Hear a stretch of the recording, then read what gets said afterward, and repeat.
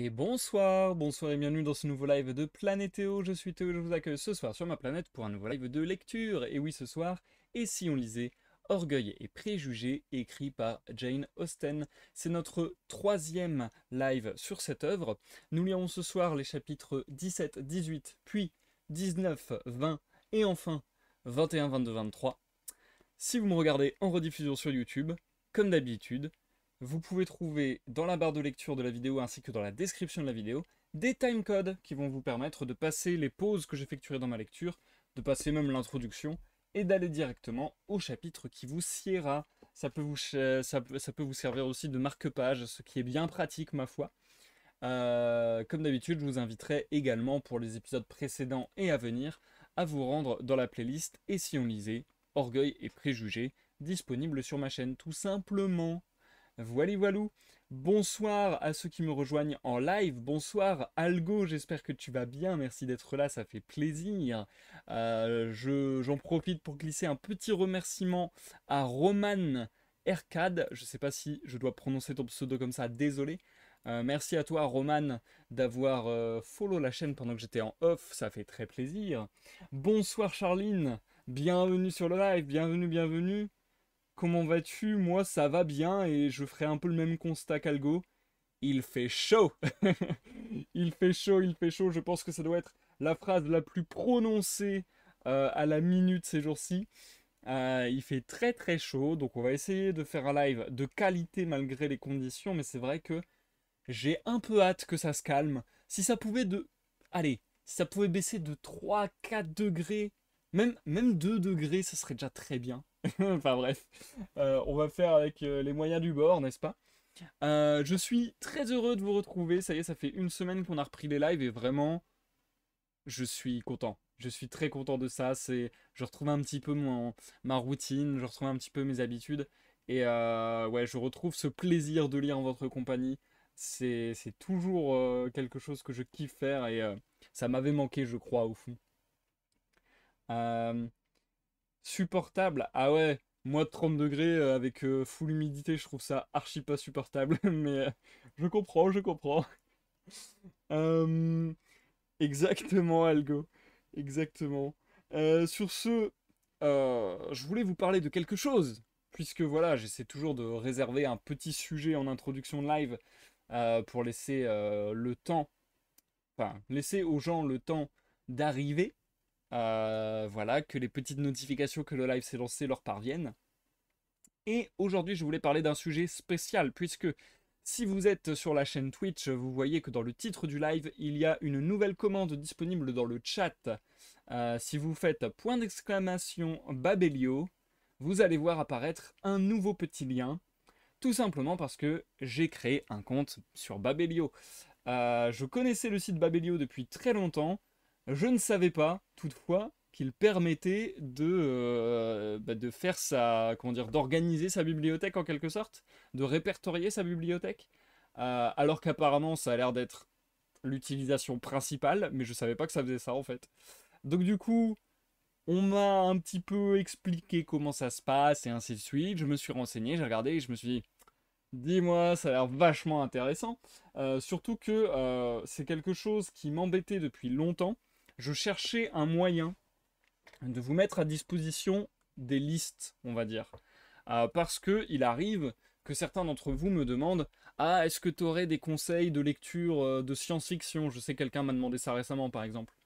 Ce genre de choses. Et à chaque fois, j'ai envie de dire: il y a déjà pas mal de lectures qui sont disponibles sur YouTube, mais l'affichage est pas terribiloche pour réussir à manœuvrer, je trouve. Euh, Il y a des listes que je vous ai données une fois de temps en temps quand on a fait des tier listes, mais ça impliquerait soit de retrouver l'image sur Discord dans les historiques, soit de retrouver sur ma chaîne YouTube les vidéos dans lesquelles j'ai fait ces tier listes. Enfin, ça demande des recherches et ça demande des choses un peu compliquées. Et en fait, j'arrivais pas à trouver un endroit où je pourrais vous proposer des listes des lectures que j'ai fait en live, des listes des lectures que j'ai fait tout court dans ma vie et qui pourraient vous servir à peut-être vous donner des idées en quelque sorte. Donc voilà, je cherchais ça depuis longtemps. a priori, avec Babelio, ça va être possible, puisque si vous allez sur mon profil et que vous choisissez l'onglet livres et que vous allez dans la mise en page où vous voyez toutes les couvertures, bah, d'un seul coup, vous allez avoir toutes les couvertures de ma bibliothèque. Donc c'est hyper simple de manœuvrer, il suffit de se balader et comme dans une bibliothèque de dire ah elle est jolie cette couverture, elle m'intrigue, hop, on regarde, on regarde. Euh, Tu peux aussi regarder par genre. Je crois aussi qu'on peut créer des listes personnalisées, je suis pas encore sûr, j'ai pas encore tout regardé. Je pense que je vais créer des listes personnalisées.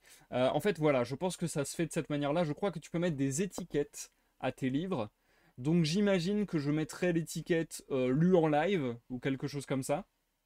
Et du coup, si vous allez dans le futur vous rendre dans l'onglet livre et que dans les paramètres de tri, vous mettez étiquette lu en live, eh bien vous aurez la liste complète des livres que j'ai lus en live. Donc voilà, il y a plein de choses hyper intéressantes qui vont vous permettre de mettre à disposition vraiment ma bibliothèque complète en fait. Euh, Elle est déjà pas mal fournie en effet, j'ai pas mal fait ça ces derniers jours. Je crois qu'on approche des 300 bouquins, sachant que je pense qu'il y en a encore plusieurs centaines, sachant aussi que sur les 300, il doit y avoir 200 et quelques romans, et grosso modo le reste ça va être soit des livres un petit peu spéciaux, genre des livres d'énigmes, des livres de cuisine, donc un peu les livres que j'avais en plus chez moi, mais voilà, qui sont un petit peu étranges, enfin pas étranges, mais qui sont d'autres catégories, on va dire. Et après, le reste, pour le moment, ça va être ma bibliothèque de comics. Je n'ai pas encore répertorié complètement ma bibliothèque de comics parce qu'il y en a une chier, mais je vais le faire. Une fois que j'aurai fait ça, je vais aussi répertorier ma bibliothèque de manga, je vais aussi répertorier ma bibliothèque de BD. Et je pense que j'aurais fait à peu près le tour. Je vais devoir aussi créer quelques références qui ne sont pas sur le site parce que j'aimerais bien que vous puissiez trouver. Bah, par exemple, j'ai ajouté la référence pour que vous puissiez trouver mon livre, par exemple. Donc j'aimerais bien faire ça aussi pour les livres de l'ami Mirani, par exemple. Je lui demanderai si ça l'intéresse que je le fasse pour lui. Euh, donc voilà, il y a pas mal de taf. Surtout qu'une fois que j'aurai fait tout ça, étant donné que je suis, si on le voit positif, perfectionniste, si on le voit négatif, maniaque, j'ai envie que ça soit bien fait, et ben je vais aussi avoir du taf de supplémentaire parce que malheureusement, bon c'est normal sur autant de références et sur un concept participatif, malheureusement il y a quelques bouquins pour lesquels il n'y a pas la bonne édition, pour lesquels il n'y a pas la bonne image de couverture, ce genre de choses. Donc j'aimerais bien modifier ça aussi parce que en fait j'avais à cœur aussi de le faire personnellement, complètement indépendamment des lives. Je voulais tenir une liste de tout ce que j'avais lu dans ma vie pour pouvoir me dire ah ok ça je l'ai dans la bibliothèque, ça je l'ai vendu, ça je l'ai emprunté à la médiathèque et ainsi de suite. Et du coup savoir quelle version j'avais lu, etc. si jamais j'avais besoin de m'en fournir une nouvelle ou d'en vendre une spécifique parce qu'il y a des bouquins qui sont plus chers dans certaines éditions et ainsi de suite. Bref, donc voilà, je voulais un petit peu répertorier tout ça, faire un travail de documentaliste, n'est-ce pas, approfondi. Donc voilà, j'ai encore pas mal de taf. Et en surplus de tout ça, j'aimerais noter chacune des lectures que j'ai faites. Il y a un système de notes allant de 0 à 5, enfin de 0,5 à 5. Euh, Moi, mon système de notation dans les tier lists était du coup sur 6. Donc j'essaie de faire à peu près par rapport à ça, de refaire des recoupes et tout. Ça sera peut-être l'occasion d'un live, je me dis. Peut-être qu'on pourrait faire des lives comme ça où je vous parle un petit peu des bouquins que j'ai mis dans cette liste, de ce que j'en ai pensé, de est-ce que je vous les conseille ou non, et ainsi de suite. On peut faire aussi sa liste des bouquins qu'on prendrait sur une île déserte. Enfin, plein de choses comme ça, je trouve ça hyper intéressant, hyper marrant. Et du coup, bonsoir Jérôme. En effet, la chaleur nous caillasse la tronche, mais sinon ça va bien et toi? Donc voilà, il y a pas mal de choses, il y a pas mal de choses qui pourraient se faire en live en plus. Il y a pas mal de choses. Je sais pas si je vais aller, je sais pas si je vais pousser le vice. Déjà, je sais pas si je vais aller jusqu'à ce que je viens de vous dire, mais je sais pas si je vais pousser le vice encore plus loin en écrivant des critiques et en écrivant peut-être des petits commentaires sur chaque bouquin que j'ai lu. Je pense pas que j'aurai la foi de faire ça sur toute ma bibliothèque.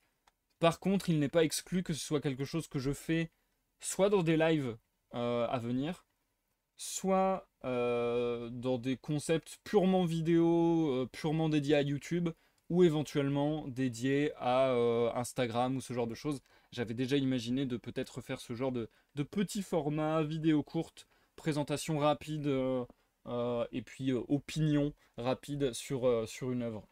Voilà, voilou, un petit peu où je me situe sur tout ça. Donc n'hésitez pas, parce qu'en plus Babelio est une sorte de réseau social. Donc n'hésitez pas à m'ajouter, et puis comme ça on pourra comparer nos bibliothèques. Et c'est assez marrant en fait. Bonne soirée Charline, merci d'être passée, ça fait plaisir. Bah voilà, je pense avoir dit tout ce que j'avais à dire. Écoutez, je vous propose qu'on se lance dans la lecture sans plus attendre. Mais tout d'abord, santé à tous les amis. On va penser à bien boire de manière régulière sur ce stream parce que, encore une fois, on est sujet à des chaleurs un petit peu énervées, n'est-ce pas? Hop. Et je vous propose de passer sur le setup lecture puisqu'on va se lancer. Comme je le disais, j'ai déjà un peu repéré les chapitres qu'on va lire ce soir. D'abord 2, ensuite 2, puis enfin 3. Et donc, on poursuit après qu'il y ait eu l'introduction d'un nouveau personnage, Mr. Wickham, qui, grosso modo, est une connaissance de longue date de Mr. Darcy, et qui, grosso modo, lui a pas mal fait une mauvaise réputation, lui a fait pas mal enfin, a donné pas mal une mauvaise image à Elizabeth Bennet de Mr. Darcy. Donc, comment l'histoire va se poursuivre après cela, je ne sais point, mais j'imagine qu'il risque d'y avoir de la tension dans l'air, voire des frictions. Bien, bonne écoute à tous ceux qui restent avec moi en live, Algo, Jérôme, les autres dans l'ombre. Bonne écoute à tous ceux qui regarderont en rediffusion. Et je vous dis à dans quelques minutes pour la première pause. C'est parti. Chapitre 17. Le lendemain, Elizabeth redit à Jane la conversation qu'elle avait eue avec Mr. Wickham. Jane l'écouta stupéfaite et consternée. Elle ne pouvait se décider à croire que Mr. Darcy fût indigne à ce point de l'estime de Mr. Bingley. D'autre part, il n'était pas dans sa nature de soupçonner la véracité d'un jeune homme d'apparence aussi sympathique que Wickham. La seule pensée qu'il eût pu subir une aussi grande injustice suffisait à émouvoir son âme sensible. Ce qu'il y avait de mieux à faire était de n'accuser personne et de mettre sur le compte du hasard ou d'une erreur ce qu'on ne pouvait expliquer autrement. Tous deux ont sans doute été trompés. Des gens intéressés ont pu faire à chacun de faux rapports sur le compte de l'autre. Bref, il est impossible d'imaginer ce qui, sans tort réel d'aucun côté, a pu faire naître une pareille inimitié. Certes oui. Et maintenant, ma chère Jane, qu'avez-vous à dire pour excuser les gens intéressés qui sont sans doute les vrais coupables? Justifiez-les aussi, que nous n'en soyons pas réduits à les mal juger. Riez tant qu'il vous plaira, cela ne changera point mon opinion. Ne voyez-vous point, ma chère Lizzie, sous quel jour détestable ceci place Mr. Darcy? Traiter ainsi le protégé dont son père avait promis d'assurer l'avenir. Quel homme ayant le souci de sa réputation serait capable d'agir ainsi? Et ses amis pourraient-ils s'abuser à ce point sur son compte? Oh, non. Il m'est plus facile de croire que Mr. Bingley s'est trompé à son sujet que d'imaginer que Mr. Wickham a inventé tout ce qu'il m'a conté hier soir en donnant les noms, les faits, tous les détails. Si c'est faux, que Mr. Darcy le dise. À ce moment, on appela les jeunes filles qui durent quitter le bosquet où elles s'entretenaient pour retourner à la maison. Mr. Bingley et ses sœurs venaient apporter eux-mêmes leur invitation pour le bal, si impatiemment attendue, et qui se trouvait fixée au mardi suivant. Mrs. Hurst et Miss Bingley se montrèrent enchantées de retrouver leur chère Jane, déclarant qu'il y avait des siècles qu'elles ne s'étaient vues. Au reste de la famille, elles accordèrent peu d'attention.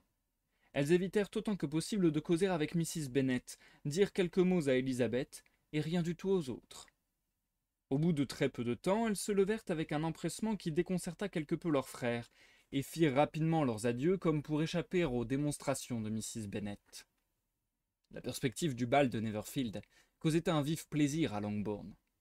Mrs. Bennet se flattait qu'il fût donné à l'intention de sa fille aînée, et considérait comme une faveur particulière que Mr. Bingley fût venu faire son invitation en personne, au lieu d'envoyer la carte d'usage. Jane se promettait une agréable soirée, où elle goûterait la compagnie de ses deux amis et les attentions de leur frère. Elizabeth jouissait d'avance du plaisir de danser beaucoup avec Mr. Wickham, et d'observer la confirmation de ce qu'il lui avait confié dans l'expression et l'attitude de Mr. Darcy. La joie que se promettaient Catherine et Lydia dépendait moins de telle personne ou de telle circonstance en particulier, bien que, comme Elizabeth, chacune d'elles fût décidée à danser la moitié de la soirée avec Mr. Wickham, il n'était pas l'unique danseur qui pût les satisfaire, et un bal, après tout, est toujours un bal. Et Mary elle-même pouvait, sans mentir, assurer que la perspective de cette soirée n'était pas pour lui déplaire. Élisabeth était pleine d'entrain et de gaieté, et bien qu'elle ne recherchât point d'ordinaire la conversation de Mr. Collins, elle lui demanda s'il comptait accepter l'invitation de Mr. Bingley, et, le cas échéant, s'il jugerait convenable de se mêler au divertissement de la soirée. À son grand étonnement, il lui répondit qu'il n'éprouvait à ce sujet aucun scrupule, et qu'il était sûr de n'encourir aucun blâme de la part de son évêque ou de lady Catherine s'il s'aventurait à danser. « Je ne crois nullement, l'assura-t-il, qu'un bal donné par un jeune homme de qualité à des gens respectables puisse rien présenter de répréhensible, et je réprouve si peu la danse que j'espère que toutes mes charmantes cousines me feront l'honneur de m'accepter pour cavalier dans le cours de la soirée. Je saisis donc cette occasion, Miss Elizabeth, pour vous inviter pour les 2 premières danses. J'espère que ma cousine Jane attribuera cette préférence à sa véritable cause, et non pas à un manque d'égard pour elle. » Elizabeth se trouvait prise. Elle avait rêvé de se faire inviter pour ces mêmes danses par Wickham. Il n'y avait plus qu'à accepter l'invitation de son cousin d'aussi bonne grâce que possible, mais cette galanterie lui causait d'autant moins de plaisir qu'elle ouvrait la porte à une supposition nouvelle. Pour la première fois, l'idée vint à Elizabeth que parmi ses sœurs, c'était elle que Mr. Collins avait élue pour aller régner au presbytère de Hunsford, et faire la 4e à la table de whist de Rosings en l'absence de plus nobles visiteurs. Cette supposition se changea en certitude devant les attentions multipliées de son cousin et ses compliments sur sa vivacité et son esprit. À sa fille, plus étonnée que ravie de sa conquête, Mrs. Bennet donna bientôt à entendre que la perspective de ce mariage lui était extrêmement agréable. Élisabeth jugea préférable d'avoir l'air de ne point comprendre, afin d'éviter une discussion. Après tout, il se pouvait fort bien que Mr. Collins ne fît jamais la demande de sa main, et, jusqu'à ce qu'il la fît, il était bien inutile de se quereller à son sujet. Sans les préparatifs du bal de Neverfield et les conversations qui s'y rapportaient, les 2 cadettes se seraient trouvées dans une situation navrante, car, entre le jour où avait été lancée l'invitation et celui du bal, une pluie persistante les empêcha de se rendre à Meryton une seule fois. Leurs tantes, les officiers, les nouvelles du bourg, tout cela était hors de leur portée. Élisabeth elle-même était proche d'épuiser ses réserves de patience à l'égard du temps, qui lui interdisait toute possibilité d'une nouvelle rencontre avec Mr. Wickham. Seule la perspective de danser le mardi rendit supportable, pour Kitty et Lydia, le vendredi, le samedi, le dimanche et le lundi qui précédèrent.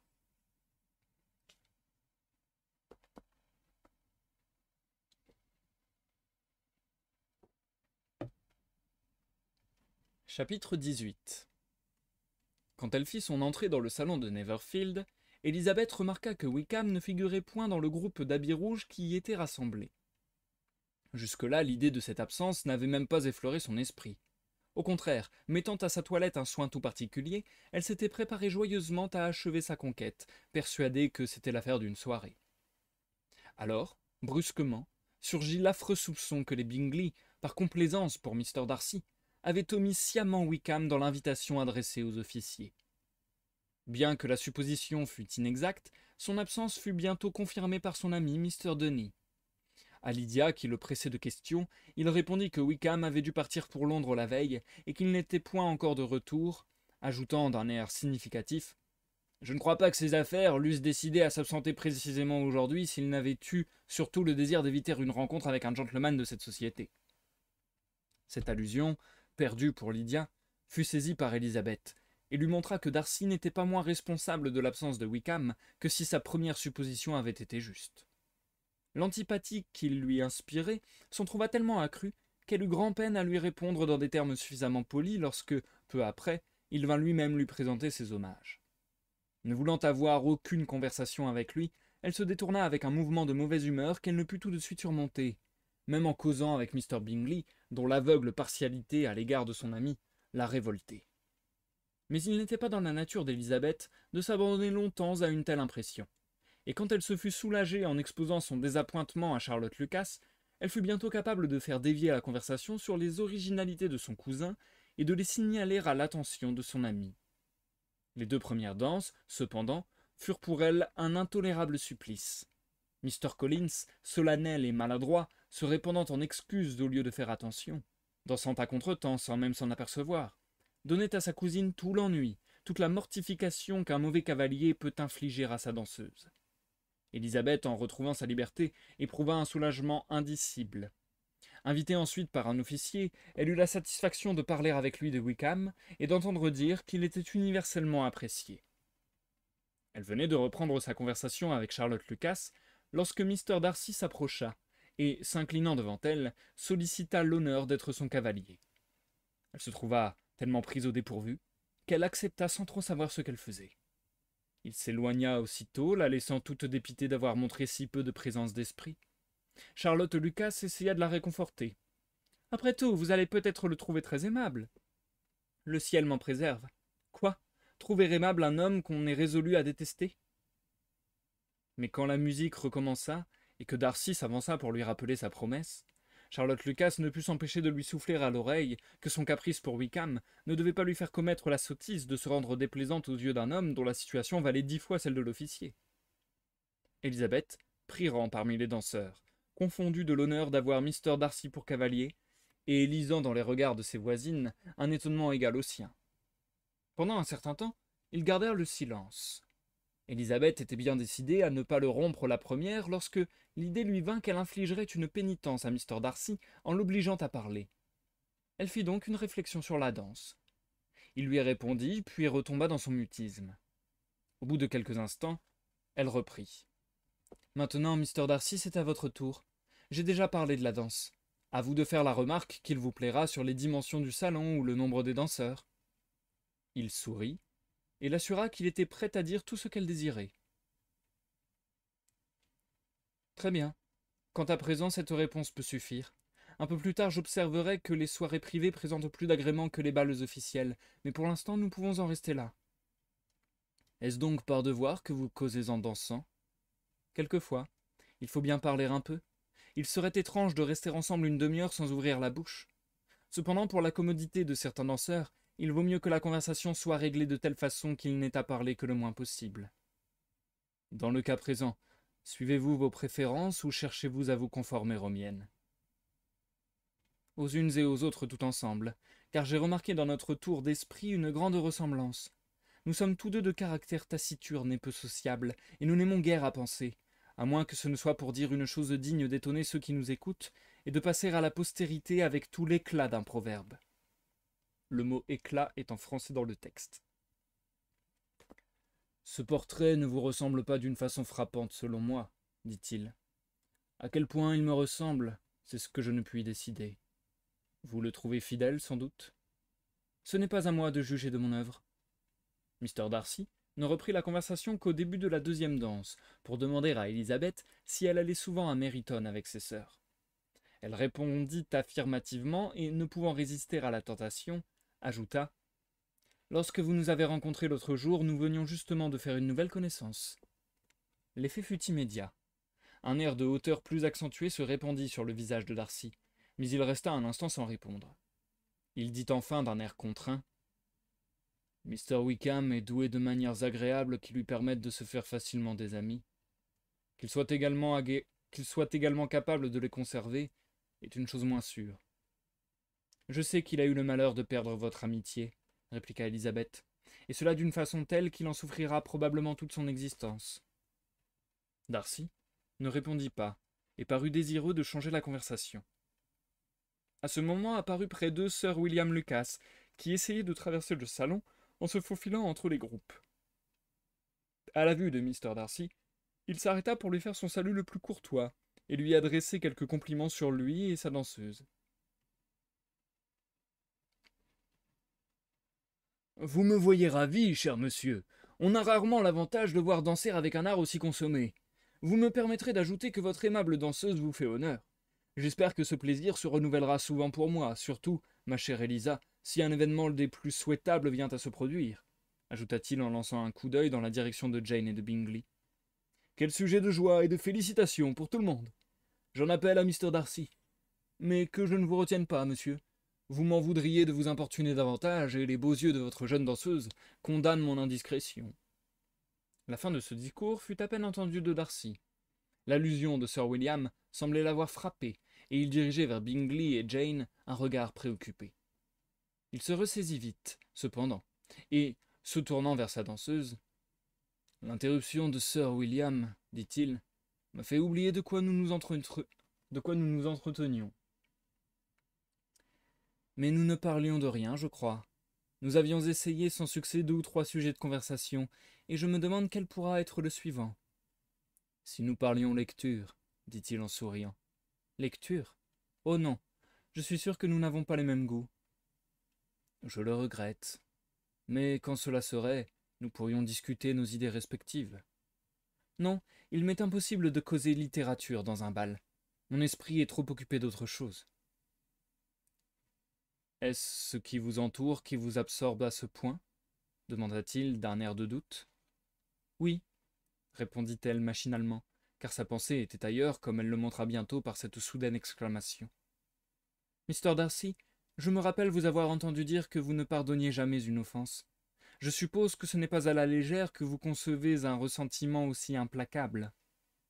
Non, certes, affirma-t-il avec force. Et vous ne vous laissez jamais aveugler par des préventions? J'espère que non. Ceux qui ne changent jamais d'opinion doivent naturellement veiller à juger du premier coup sans se tromper. Puis-je vous demander à quoi tant de ces questions? À expliquer votre caractère, tout simplement, dit-elle en reprenant le ton de la plaisanterie. J'essaye en ce moment de le comprendre. Y réussissez-vous? Guère, répondit-elle en hochant la tête.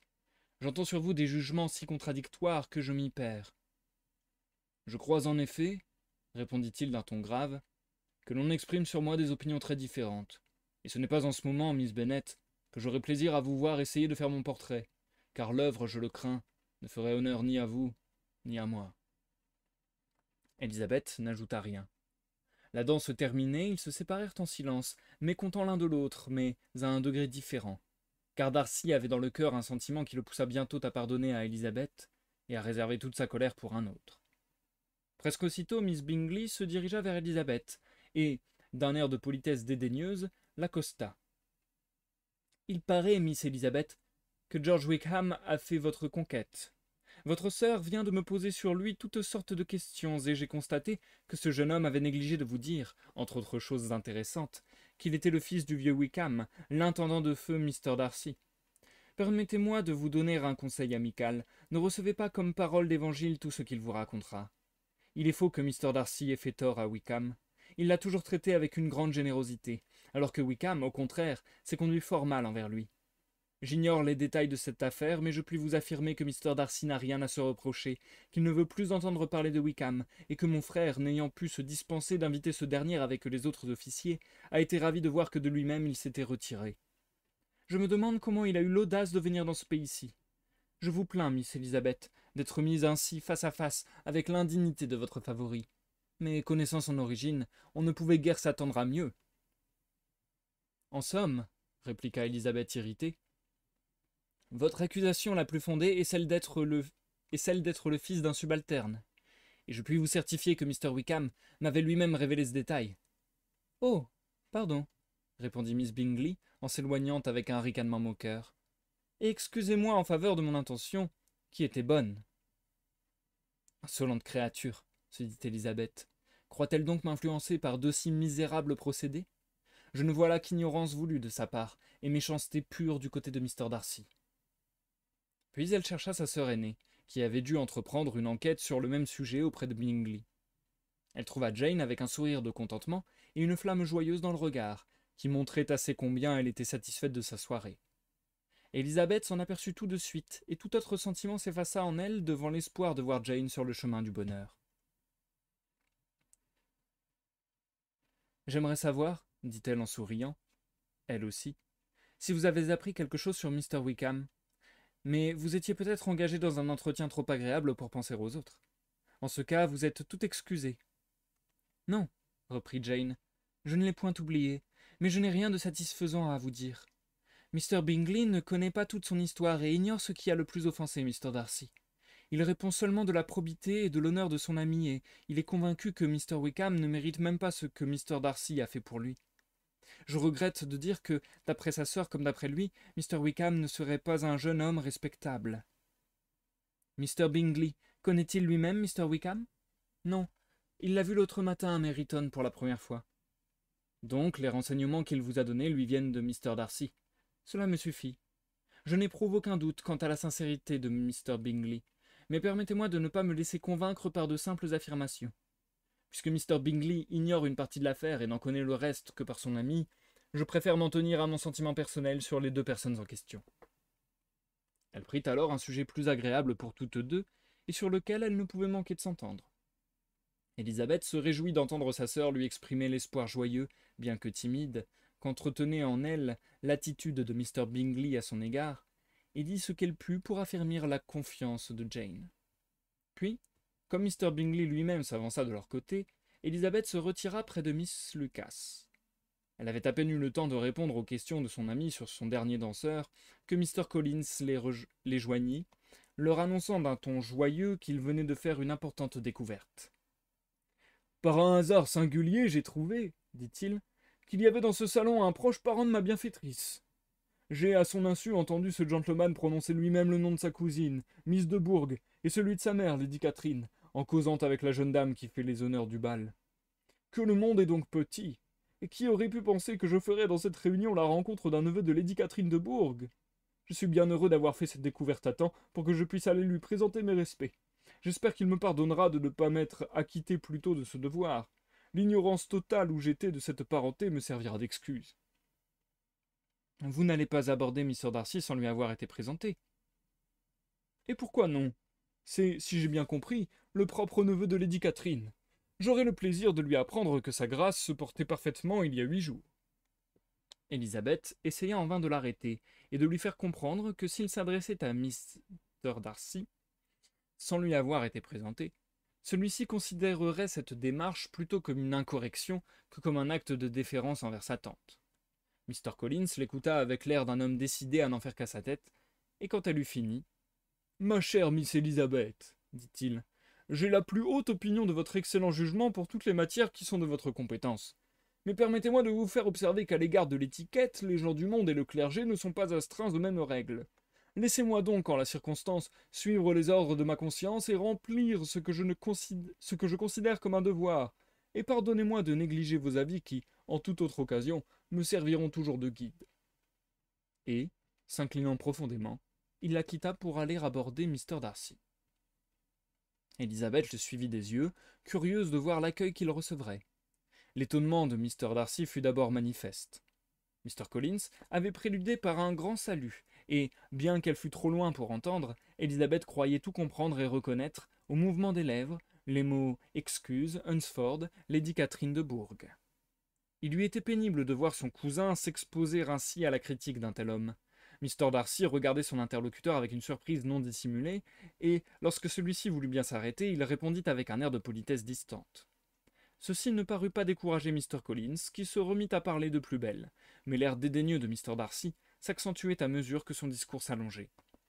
Lorsqu'il eut enfin terminé, Mr. Darcy fit simplement un léger salut et s'éloigna. Mr. Collins revint alors près d'Élisabeth. « Je suis très satisfait, je vous assure, de la réception qui m'a été faite. Mr. Darcy a paru beaucoup apprécier la délicatesse de mon intention et m'a répondu avec la plus grande courtoisie. Il a même eu l'amabilité de me dire qu'il connaissait assez sa tante pour être sûr qu'elle n'accordait pas ses faveurs sans discernement. Voilà une belle pensée bien exprimée.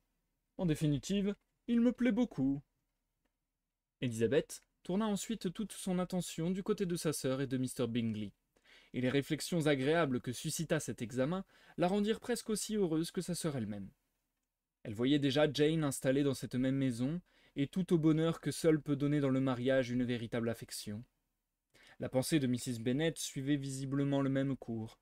Au souper, Élisabeth, qui n'était séparée d'elle que par Lady Lucas, eut la mortification d'entendre sa mère parler ouvertement à sa voisine de ses espérances maternelles. Entraînée par son sujet, Mrs. Bennet ne se lassait pas d'énumérer les avantages d'une telle union.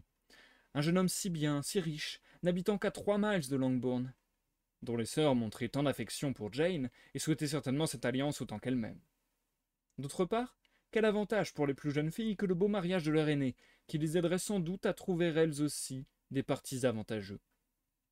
Enfin, Mrs. Bennet serait très heureuse de pouvoir les confier à la garde de leur sœur et de se dispenser ainsi de les accompagner dans le monde. C'est là un sentiment qu'il est d'usage d'exprimer en pareilles circonstances, mais il était difficile.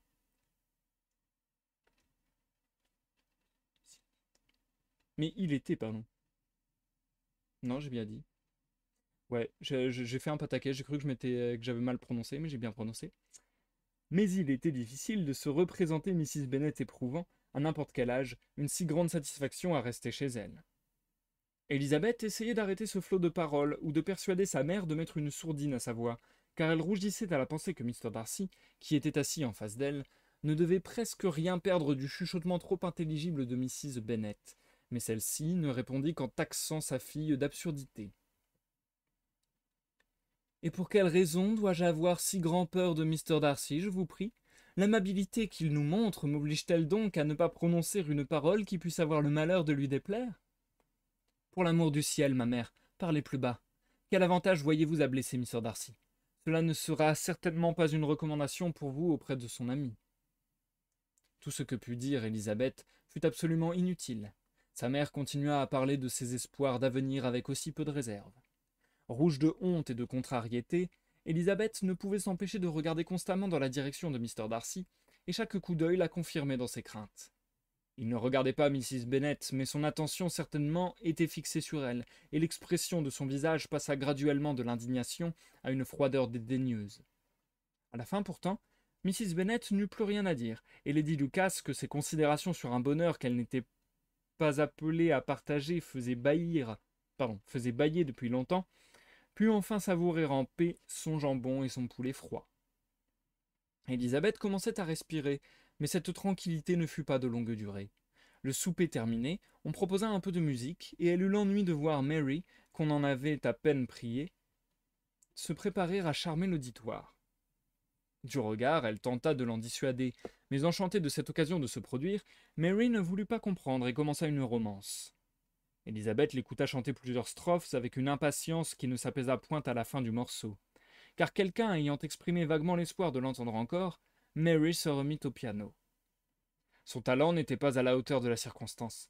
Sa voix manquait d'ampleur et son interprétation de naturelle. Élisabeth, au supplice, lança un coup d'œil à Jane pour savoir ce qu'elle en pensait, mais Jane causait tranquillement avec Bingley.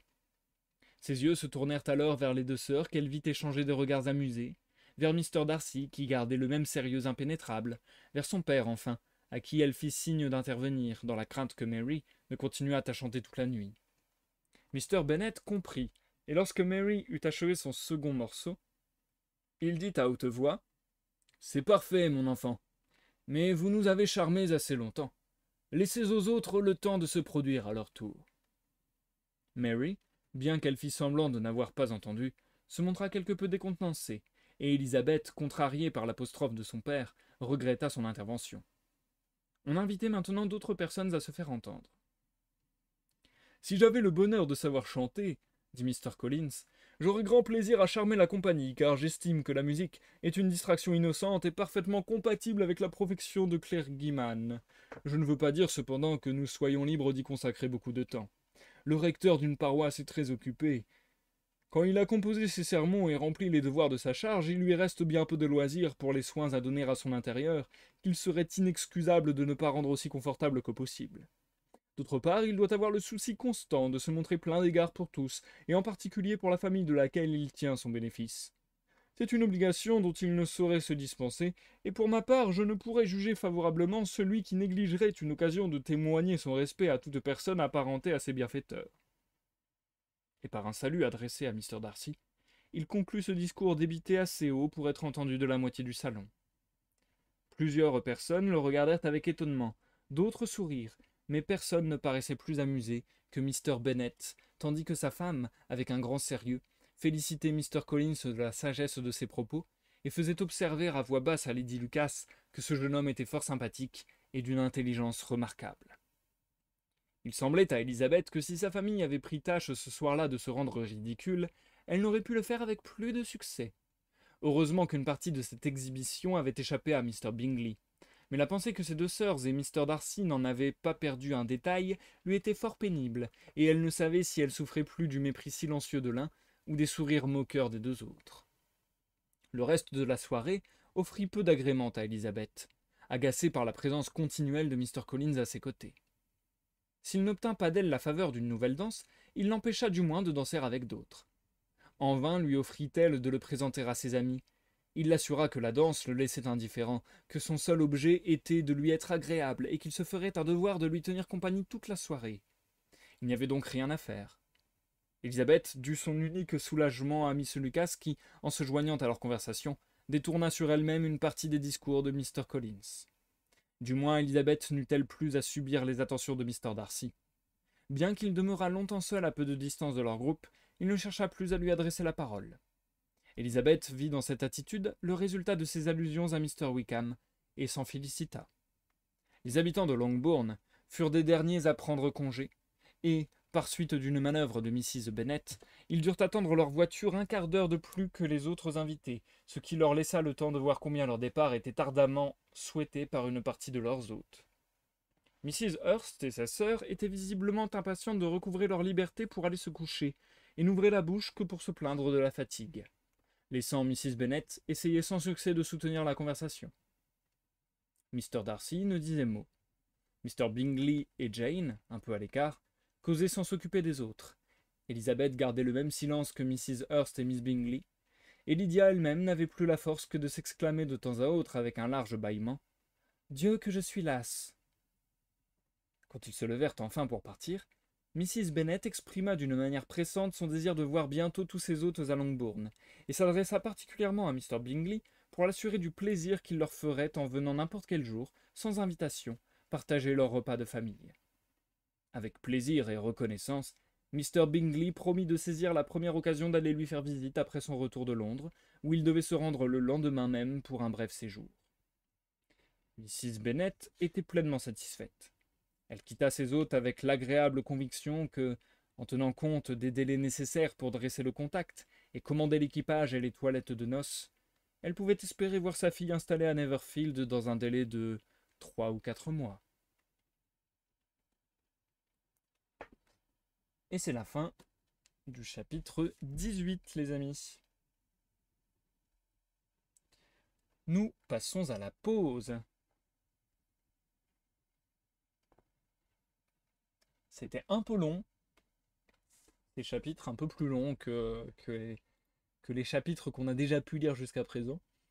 Il me semble que les parties de lecture qu'il nous reste à faire ce soir seront un peu plus courtes. J'avais dit que je lisais 19 et 20, donc ça nous fait 10 pages, et ensuite 21, 22, 23, ça nous fait 14 pages. Donc voilà, on a passé le plus gros de ce soir. Là, je viens de vous lire 17 pages, il me semble. Donc c'était un peu sportif, mais ça va, ça reste digeste. Quand même, on peut, peu importe que le sujet nous intéresse ou non, je pense qu'on peut accorder très largement à l'autrice Jane Austen d'avoir un style plutôt agréable, d'avoir un style qui se dit bien, qui se lit bien, qui passe bien tout simplement. Surtout que voilà, encore une fois, il y a des spécificités de son style qui font que c'est un peu sympathique. À la fois, il y a tout ce guindé de l'univers mondain, etc. Et à la fois des petites saillies hyper sèches, hyper cassantes, qui sont ultra intéressantes. Et du coup, cette espèce de recul de second degré, voilà, pour se moquer de ces sujets quelque part et se moquer du ridicule de ces personnes occupant cet univers mondain. C'est toujours un petit plaisir. Là, j'ai trouvé ça pas mal du tout, la confrontation, entre guillemets, entre Darcy et Elisabeth. Je trouve que c'est une scène vachement sympathique, et je pense que ça doit être une scène hyper marquante dans les adaptations qui ont existé du bouquin, que ce soit des adaptations en série ou en film, je pense que cette scène de bal où il y a un clash tout en dansant, et en même temps, un clash, mais en même temps, comment dire, il y a quelques phrases un peu acerbes, mais toujours avec une sorte de retenue hypocrite, etc. Enfin, je sais pas, il y a un truc hyper ambivalent, hyper bizarre, et en même temps, tout le monde comprend très bien, puisqu'apparemment Darcy a pris des distances, comme s'il avait été, voilà, échaudé, comme on dit. Euh, donc, euh, donc voilà, je trouve que il y a quelque chose d'hyper intéressant là-dedans, et que ça fait vraiment scène de film, presque cliché, mais voilà, dans le sens aussi iconique, quoi. Dans le sens, j'ai l'impression que dans tous les bouquins où il va y avoir des balles, il va y avoir cette espèce. Enfin, peut-être pas, mais dans beaucoup d'œuvres plutôt, où il va y avoir cette scène de balle, il y a cette scène un peu. Je trouve pas le terme. Symbolique. Non, c'est pas tellement le terme que je veux. Mais ouais, cette scène vue et revue du. On est en train de se parler, on est en train de danser ensemble, mais on se parle pas bien du tout. Donc c'est grave marrant et ça retranscrit vachement bien. En fait, ouais, c'est ça, c'est une bonne analogie quelque part, c'est une bonne image de ce qu'est toute l'ambiance dans laquelle baignent les personnages. Donc franchement, très sympathique. Comme on aurait pu s'en douter, il y a des gens qui vont dire à Elisabeth, mais non, pas du tout. C'est Wickham qui dit n'importe quoi, Darcy c'est quelqu'un de très bien, etc. Et du coup, où se trouve la réalité? J'ai hâte qu'on découvre quelle est la vraie version parce que ça pourrait être très cliché comme ça pourrait être justement un petit peu original. J'ai l'impression, si je me cantonne un peu au poncif du genre, j'ai l'impression que à la fin, on va juste découvrir que oui, c'était Wickham qui avait complètement abusé et que c'était bien Darcy qui était, on va dire, dans son bon droit et que c'est lui qu'il faut croire et que c'est lui qu'il faut prendre en pitié et ainsi de suite. Ça serait un peu, j'ai l'impression, la tournure classique des événements dans ce genre de cas. Mais on n'est jamais à l'abri. Peut-être qu'il y aura un truc un peu plus compliqué que ça. J'ai hâte de découvrir en tout cas. Par contre, je suis vraiment en train de clamser. Genre, j'ai tellement chaud, c'est une dinguerie. Je vais essayer de poursuivre, hein. Mais c'est vrai que là, c'est bien difficile. En plus, je suis infesté par des fourmis depuis cet après-midi. Donc, ça a tendance à me trigger. Genre, je suis en train de lire et d'un seul coup, je vois passer une fourmi et ça me.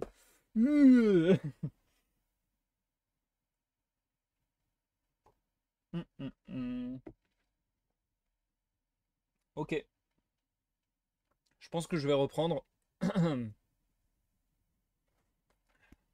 J'espère que ça va bien se passer. Parce que j'ai peur de perdre ma voix un petit peu là. On va tenter anyway. Je vous souhaite une bonne écoute que vous me regardiez en live sur Twitch ou une bonne écoute que vous me regardiez aussi également, bien entendu, ma phrase n'est pas du tout française, sur YouTube. Et je vous dis à tout à l'heure pour la dernière pause de ce soir. On est y part.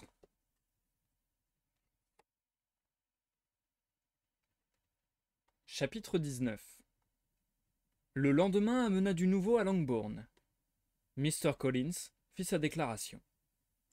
Il n'avait plus de temps à perdre, son congé devant se terminer le samedi suivant.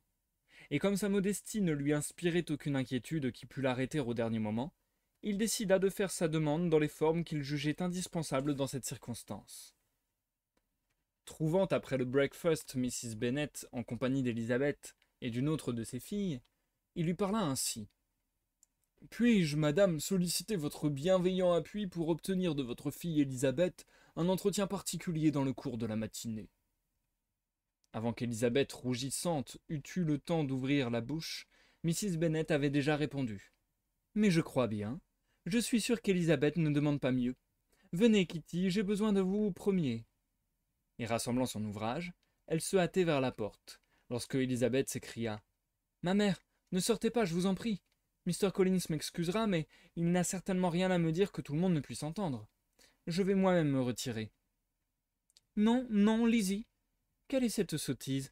Je désire que vous restiez. » Et comme Élisabeth, rouge de confusion et de colère, continuait à gagner la porte, Mrs. Bennet ajouta: « Lizzie, j'insiste pour que vous restiez et que vous écoutiez ce que Mr. Collins veut vous dire. » La jeune fille ne pouvait résister à une telle injonction. Comprenant, après un instant de réflexion, que mieux valait en finir au plus vite, elle se rassit et reprit son ouvrage pour se donner une contenance et dissimuler la contrariété ou l'envie de rire qui la prenait tour à tour. La porte était à peine refermée sur Mrs. Bennet et Kitty que Mr. Collins commençait. « Croyez, chère Miss Elizabeth, que votre modestie, loin de me déplaire, ne fait à mes yeux qu'ajouter à vos charmes. Vous m'auriez paru moins aimable sans ce petit mouvement de retraite, mais laissez-moi vous assurer que j'ai pour vous parler la permission de votre respectable mère. Vous vous doutez sûrement du but de cet entretien, bien que votre délicatesse vous fasse simuler le contraire. J'ai eu pour vous trop d'attention pour que vous ne m'ayez pas deviné. À peine avais-je franchi le seuil de cette maison que je voyais en vous la compagne de mon existence. Mais avant de me laisser emporter par le flot de mes sentiments, peut-être serait-il plus convenable de vous exposer les raisons qui me font songer au mariage et le motif qui m'a conduite en Hertfordshire pour y chercher une épouse. » L'idée du solennel Mr. Collins, se laissant emporter par le flot de ses sentiments, parut si comique à Élisabeth qu'elle dut faire effort pour ne pas éclater de rire, et perdit l'occasion d'interrompre cet éloquent discours. « Les raisons qui me déterminent à me marier, continua-t-il, sont les suivantes. Premièrement, je considère qu'il est du devoir de tout clergyman de donner le bon exemple à sa paroisse en fondant un foyer. Deuxièmement, je suis convaincu, ce faisant, de travailler à mon bonheur. Troisièmement, j'aurais dû peut-être commencer par là. Je réponds ainsi au désir exprimé par la très noble dame que j'ai l'honneur d'appeler ma protectrice. Par 2 fois, et sans que je l'en eusse priée, elle a daigné me faire savoir son opinion à ce sujet. Le samedi soir qui a précédé mon départ, entre 2 parties de quadrille, elle m'a encore dit « Mr. Collins, il faut vous marier. Un clergyman, comme vous, doit se marier. Faites un bon choix. Pour ma satisfaction et pour la vôtre, prenez une fille de bonne famille, active, travailleuse, non point élevée dans des idées de grandeur, mais capable de tirer un bon parti d'un petit revenu. Trouvez une telle compagne le plus tôt possible, amenez-la à Hunsford, et j'irai lui rendre visite. Permettez-moi, ma belle cousine, de vous dire en passant que la bienveillance de Lady Catherine de Bourgh n'est pas un des moindres avantages que je puis vous offrir. Ces qualités dépassent tout ce que je puis vous en dire, et je crois que votre vivacité et votre esprit lui plairont, surtout s'ils sont tempérés par la discrétion et le respect que son rang ne peut manquer de vous inspirer. Tels sont les motifs qui me poussent au mariage. Il me reste à vous dire pourquoi je suis venu choisir une femme à Longbourn, plutôt que dans mon voisinage où, je vous assure, il ne manque pas d'aimables jeunes filles. Mais devant hériter de ce domaine à la mort de votre honorable père, qui, je l'espère, ne se produira pas d'ici de longues années, je ne pourrais être complètement satisfait si je ne choisissais une de ces filles afin de diminuer autant que possible le tort que je leur causerai lorsque arrivera le douloureux événement. Dieu veuille que ce soit le plus tard possible. Ces raisons, ma chère cousine, ne me feront pas, je l'espère, baisser dans votre estime. Et maintenant, il ne me reste plus qu'à vous exprimer en termes ardents toute la force de mes sentiments. La question de la fortune me laisse indifférent. Je sais que votre père ne peut rien vous donner et que 1000 livres placés à 4% sont tout ce que vous pouvez espérer recueillir après la mort de votre mère.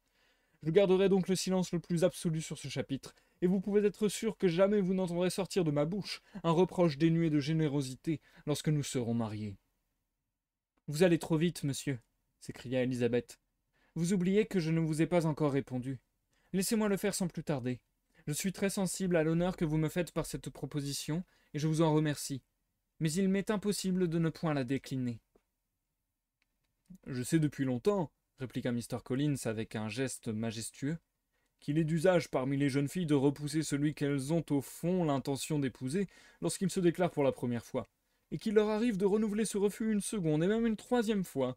C'est pourquoi votre réponse ne peut me décourager, et j'ai confiance que j'aurai avant longtemps le bonheur de nous conduire à l'autel. » En vérité, monsieur, cette confiance est plutôt extraordinaire après ce que je viens de vous déclarer. Je vous affirme que je ne suis point de ces jeunes filles, si tant est qu'il en existe, assez imprudentes pour jouer leur bonheur sur la chance de se voir demander une seconde fois. Mon refus est des plus sincères. Vous ne pourriez pas me rendre heureuse, et je suis la dernière femme qui pourrait faire votre bonheur. Bien plus, si votre amie Lady Catherine me connaissait, je suis sûr qu'elle me trouverait fort mal qualifiée pour la situation que vous me proposez. Quand bien même, répondit gravement Mr. Collins, la vie de Lady Catherine. Mais je ne puis imaginer sa grâce vous regardant d'un œil défavorable, et soyez certaine que, lorsque je la reverrai, je lui vanterai avec chaleur votre modestie, votre esprit d'ordre et vos autres aimables qualités. Mr. Collins, toutes ces louanges seraient inutiles. Veuillez m'accorder la liberté de juger pour mon compte et me faire la grâce de croire ce que je vous dis. Je souhaite vous voir heureuse et riche, et, en vous refusant ma main, je contribue à la réalisation de ce vœu. Les scrupules respectables que vous exprimiez au sujet de ma famille sont sans objet maintenant que vous m'avez proposé d'être votre femme, et vous pourrez, quand le temps viendra, entrer en possession de Longbourn sans vous adresser aucun reproche. Cette question est donc réglée. Elle s'était levée en prononçant ces derniers mots, et allait quitter la pièce quand Mr. Collins l'arrêta par ces mots. Lorsque j'aurai l'honneur de reprendre cette conversation avec vous, j'espère recevoir une réponse plus favorable. Non point que je vous accuse de cruauté, et peut-être même, en faisant la part de la réserve habituelle à votre sexe, en avez-vous dit assez aujourd'hui pour m'encourager à poursuivre mon projet. En vérité, Mr. Collins, s'écria Elizabeth avec chaleur, vous me confondez. Si vous considérez tout ce que je viens de vous dire comme un encouragement, je me demande en quels termes il me faut exprimer mon refus pour vous convaincre que c'en est un. Laissez-moi croire, ma chère cousine, que ce refus n'est qu'une simple formalité. Il ne me semble pas que je sois indigne de vous, ni que l'établissement que je vous offre ne soit pas pour vous des plus enviables. Ma situation, mes relations avec la famille de Bourg, ma parenté avec votre famille, sont autant de conditions favorables à ma cause. En outre, vous devriez considérer qu'en dépit de tous vos attraits, vous n'êtes nullement certaine de recevoir une autre demande en mariage. Votre dot est malheureusement si modeste qu'elle doit inévitablement contrebalancer l'effet de votre charme et de vos qualités. Force m'est donc de conclure que votre refus n'est pas sérieux, et je préfère l'attribuer au désir d'exciter ma tendresse en la tenant en suspens, suivant l'élégante coutume des femmes du monde. Soyez sûr, monsieur, que je n'ai aucune prétention à cette sorte d'élégance qui consiste à faire souffrir un honnête homme. Je préférerais qu'on me fît le compliment de croire à ce que je dis. Je vous remercie 1000 fois de votre proposition, mais il m'est impossible de l'accepter. Mes sentiments me l'interdisent absolument. Puis-je parler avec plus de clarté? Ne me prenez pas pour une coquette qui prendrait plaisir à vous tourmenter, mais pour une personne raisonnable qui parle en toute sincérité. Vous êtes vraiment délicieuse, quoi que vous fassiez, s'écria-t-il avec une lourde galanterie. Et je suis persuadé que ma demande, une fois sanctionnée par la volonté expresse de vos excellents parents, ne manquera pas de vous paraître acceptable. Devant cette invincible persistance à vouloir s'abuser, Élisabeth abandonna la partie et se retira en silence.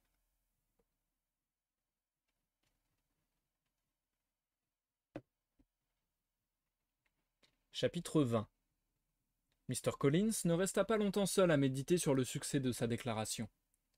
Mrs. Bennet, qui rôdait dans le vestibule en attendant la fin de l'entretien, n'eut pas plutôt vu sa fille ouvrir la porte et gagner rapidement l'escalier qu'elle entra dans la salle à manger et félicita Mr. Collins avec chaleur, en lui exprimant la joie que lui causait la perspective de leur alliance prochaine.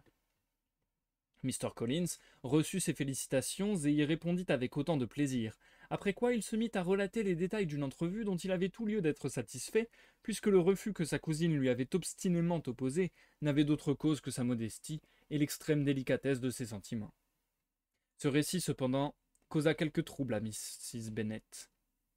Elle eût bien voulu partager cette belle assurance et croire que sa fille, en repoussant Mr. Collins, avait eu l'intention de l'encourager. Mais la chose lui paraissait peu vraisemblable, et elle ne put s'empêcher de le dire.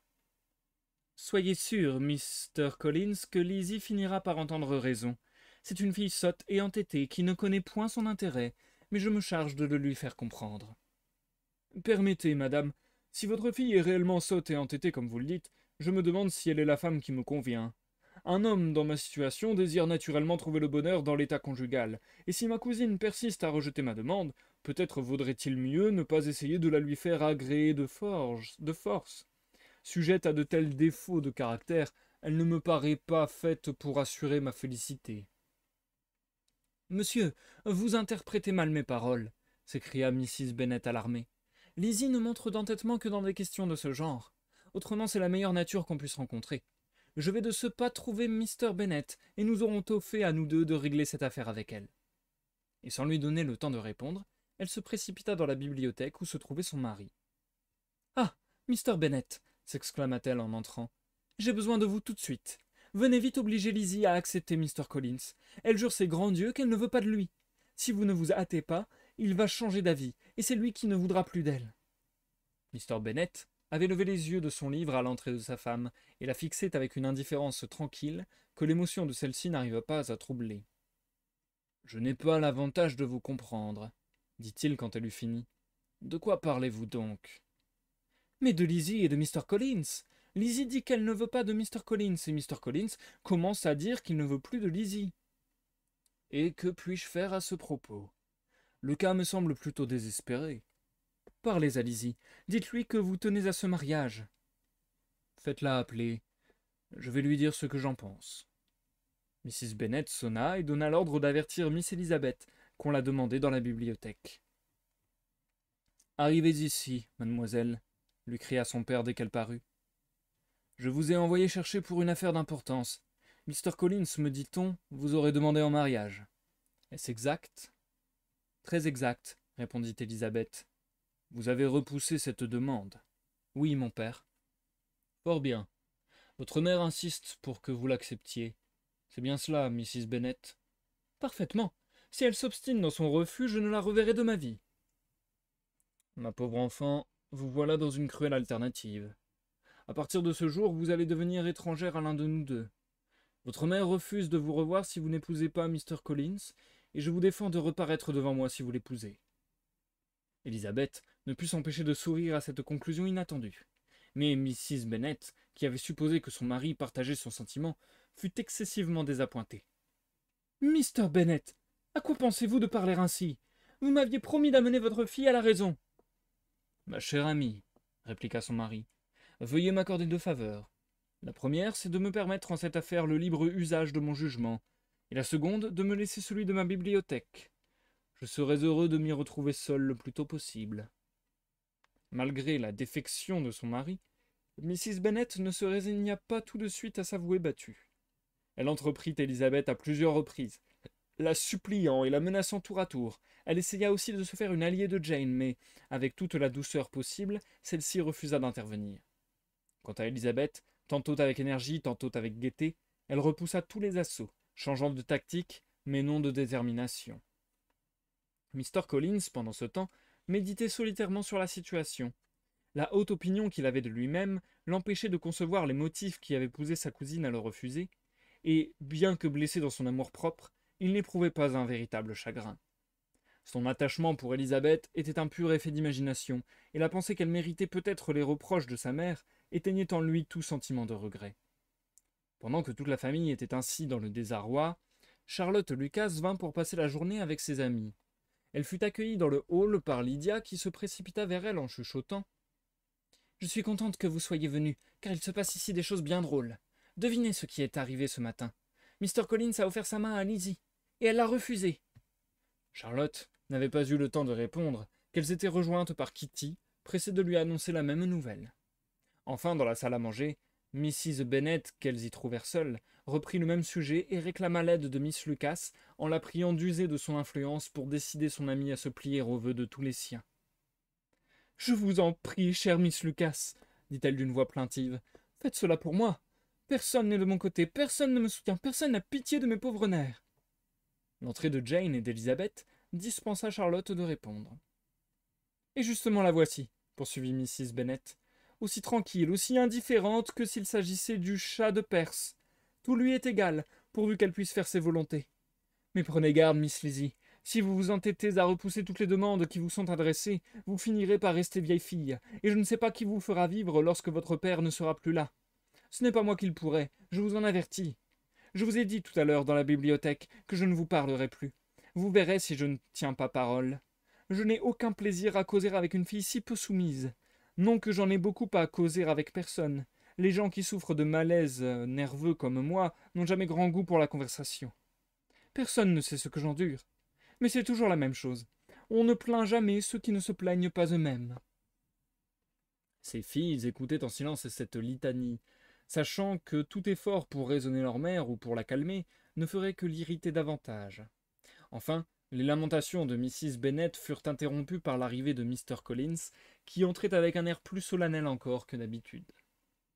Sur un signe, les jeunes filles quittèrent la pièce et Mrs. Bennet commença d'une voix douloureuse. Mon cher Mr. Collins. Ma chère madame, interrompit celui-ci. Ne parlons plus de cette affaire. Je suis bien loin, continua-t-il d'une voix où perçait le mécontentement, de garder rancune à votre fille. La résignation à ce qu'on ne peut empêcher est un devoir pour tous, et plus spécialement pour un homme qui a fait choix de l'état ecclésiastique. Ce devoir, je m'y soumets d'autant plus aisément qu'un doute m'est venu sur le bonheur qui m'attendait si ma belle cousine m'avait fait l'honneur de m'accorder sa main. Et j'ai souvent remarqué que la résignation n'est jamais si parfaite que lorsque la faveur refusée commence à perdre à nos yeux quelque chose de sa valeur. J'espère que vous ne considérerez pas comme un manque de respect envers vous que je retire mes prétentions aux bonnes grâces de votre fille, sans vous avoir sollicité, vous et Mr. Bennet, d'user de votre autorité en ma faveur. Peut-être ai-je eu tort d'accepter un refus définitif de la bouche de votre fille plutôt que de la vôtre, mais nous sommes tous sujets à nous tromper. J'avais les meilleures intentions. Mon unique objet était de m'assurer une compagne aimable tout en servant les intérêts de votre famille. Cependant, si vous voyez dans ma conduite quelque chose de répréhensible, je suis tout prêt à m'en excuser. Et c'est la fin du chapitre 20. Nous marquons une courte pause, les amis. Et oui, en effet, il y a bien des choses répréhensibles dans ton comportement, Mr. Collins. Ouah, ils sont assez hallucinants ces chapitres, je trouve. Discours qui ne passeraient plus du tout aujourd'hui et qui sont déjà assez détestables pour l'époque, je pense. Hein. Y a rien qu'à, y a qu'à voir la réaction d'Elisabeth de toute manière. Mais c'est vrai que à l'époque, avec les conventions sociales, avec les normes sociales, avec les histoires de dot et ainsi de suite, bah, j'ai envie de dire c'était monnaie courante, les mariages arrangés, les mariages un peu forcés, et ainsi de suite. Euh, donc voilà, c'est vrai qu'avec nos yeux de contemporains, j'ai envie de dire, on aurait tendance, je pense, à dire de Collins que c'est un gros forceur, un gros forceur. Euh, En plus, aidé dans sa manœuvre par la mère d'Elisabeth, ce qui fait encore plus mal, quoi. Donc c'est vrai que ces chapitres sont assez hallucinants. Euh, à la fois, ouais, je pense que c'était monnaie courante à cette époque, et monnaie courante aussi dans ces milieux-là. Donc c'est vrai que c'est très choquant, je trouve. Surtout que c'est très bien fait de la part de Jane Austen, parce que systématiquement, Mr. Collins et aussi Mrs. Bennet prennent les mauvaises justifications. Et du coup, c'est extrêmement bien fait de la part de Jane Austen parce que, étant donné qu'à chaque fois ils ont faux, on comprend bien qu'en sous-texte, elle est en train de critiquer ce genre de fonctionnement. Parce que voilà, c'est vraiment. Déjà, il force, c'est pas normal. Après, il est en mode ah ouais, mais vous dites toujours non la première fois, mais après vous allez dire oui. C'est encore pire. Après, il est en mode ah oui, mais d'accord, vous avez des gentillesses, vous avez de l'empathie pour moi, et ainsi de suite. C'est enfin, genre, toutes les pires explications et les meilleures réponses de la part d'Elisabeth. Elisabeth, elle, est très claire, très limpide, honnête au maximum, et qui, un à un, détruit tous les arguments en mode bah non, en fait, cherchez pas l'excuse de telle ou telle chose, peu importe, peu importe les arguments, peu importe les raisons que vous me donnez, c'est un non catégorique. Donc, c'est vraiment bien foutu. C'est vraiment bien foutu. Mais c'est vrai que ce passage fait un peu peur, quoi. J'aurais pas aimé vivre à ces époques, dans ces ambiances-là. J'aurais pas du tout aimé ce principe de mariage, enfin ouais, arrangé. C'est vraiment l'enfer. C'est vraiment l'enfer. Et du coup, il y a un. Je veux pas dire qu'il y a un carré amoureux, parce que l'amour est assez. assez peu de mise concernant Mr. Collins et Elizabeth. Mais c'est vrai qu'il y a des tas de relations enchevêtrées les unes dans les autres. Moi, je pense vraiment qu'il va y avoir une sorte de triangle amoureux qui va s'instaurer entre Elizabeth, Darcy et Wickham. Et en plus, du coup, il y a la demande de Collins qui vient complexifier encore tout ça, quoi. C'est ça, exactement. Exactement, Algo. À notre époque, l'équivalent, ça serait le gars qui insiste pour le 06, quoi. On pourrait carrément faire des parallèles de ce style. Ouais, c'est quand même assez. Ça m'a halluciné. Enfin, franchement, je trouve que Jane Austen a vraiment parfaitement bien écrit ses dialogues. Parce que vraiment, ça m'hallucinait comme à chaque fois, il présentait pile poil le mauvais argument qui n'avait aucun sens. Et comme à chaque fois, Elisabeth reprenait la main et redisait expressément, clairement les choses. Il disait bah non, en fait, c'est pas ça. Et même si c'était ça, de toute manière, ça serait non. Et non, c'est pas ça, je n'en ai pas envie de toute manière. Enfin, donc ouais, j'aime beaucoup la manière dont c'est présenté. Je trouve que c'est des chapitres qui mettent mal à l'aise parce qu'on voit des personnages faire quelque chose j'allais dire de très limite, mais c'est au-delà de limite. Donc c'est voilà, il y a une ambivalence de ces chapitres qui à la fois mettent mal à l'aise et à la fois sont bien écrits pour dénoncer cet état de fait un peu anormal, quoi. Bien, je vais enchaîner avec les chapitres 21, 22, 23 à 14 pages, donc ça va être un tout petit peu plus long. C'était ça, hein? Ouais, c'était ça. C'était bien ça. Et puis, écoutez, je me replonge sans plus attendre, je pense, dans la lecture. Je souffle un petit peu.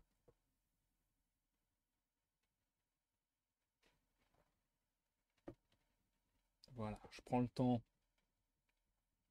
de me reposer les cordes vocales, de reparler à un rythme lent. Je vais vous faire de l'ASMR, ASMR méditatif, de l'hypnose en fait. Vos paupières sont lourdes. Bref, on va se lancer. Bonne écoute Algo, bonne écoute à tous ceux nombreux du chat et à ceux qui me regardent en diffusion sur YouTube. À tout à l'heure pour l'outro du live.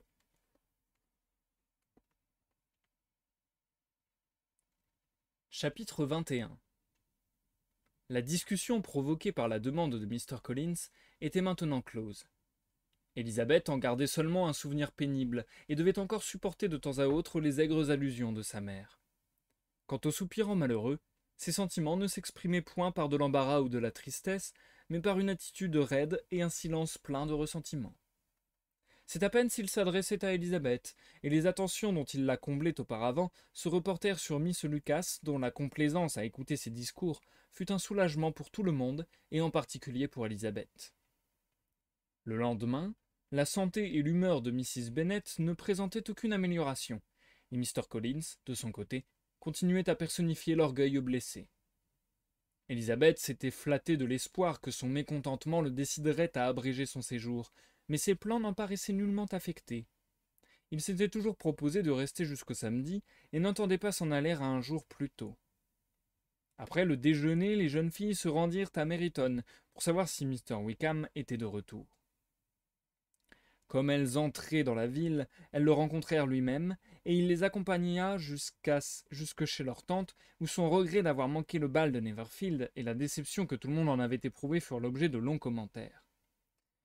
À Elisabeth, pourtant, il ne fit aucune difficulté pour avouer que son absence avait été volontaire.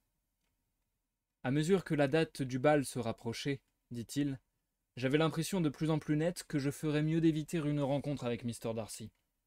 Me trouver avec lui dans la même salle, dans la même société pendant plusieurs heures, était peut-être plus que je ne pouvais supporter. Il aurait pu en résulter des incidents aussi désagréables pour les autres que pour moi-même. Elisabeth approuva pleinement son abstention. Ils eurent tout le loisir de s'étendre sur ce sujet, car Wickham et un de ses camarades reconduisirent les jeunes filles jusqu'à Longbourn, et, pendant le trajet, il s'entretint surtout avec Elisabeth.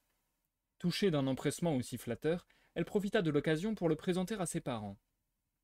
Peu après leur retour, un pli apporté de Neverfield fut remis à Jane qui l'ouvrit aussitôt. L'enveloppe contenait une feuille d'un charmant papier satiné couverte d'une écriture féminine élégante et déliée.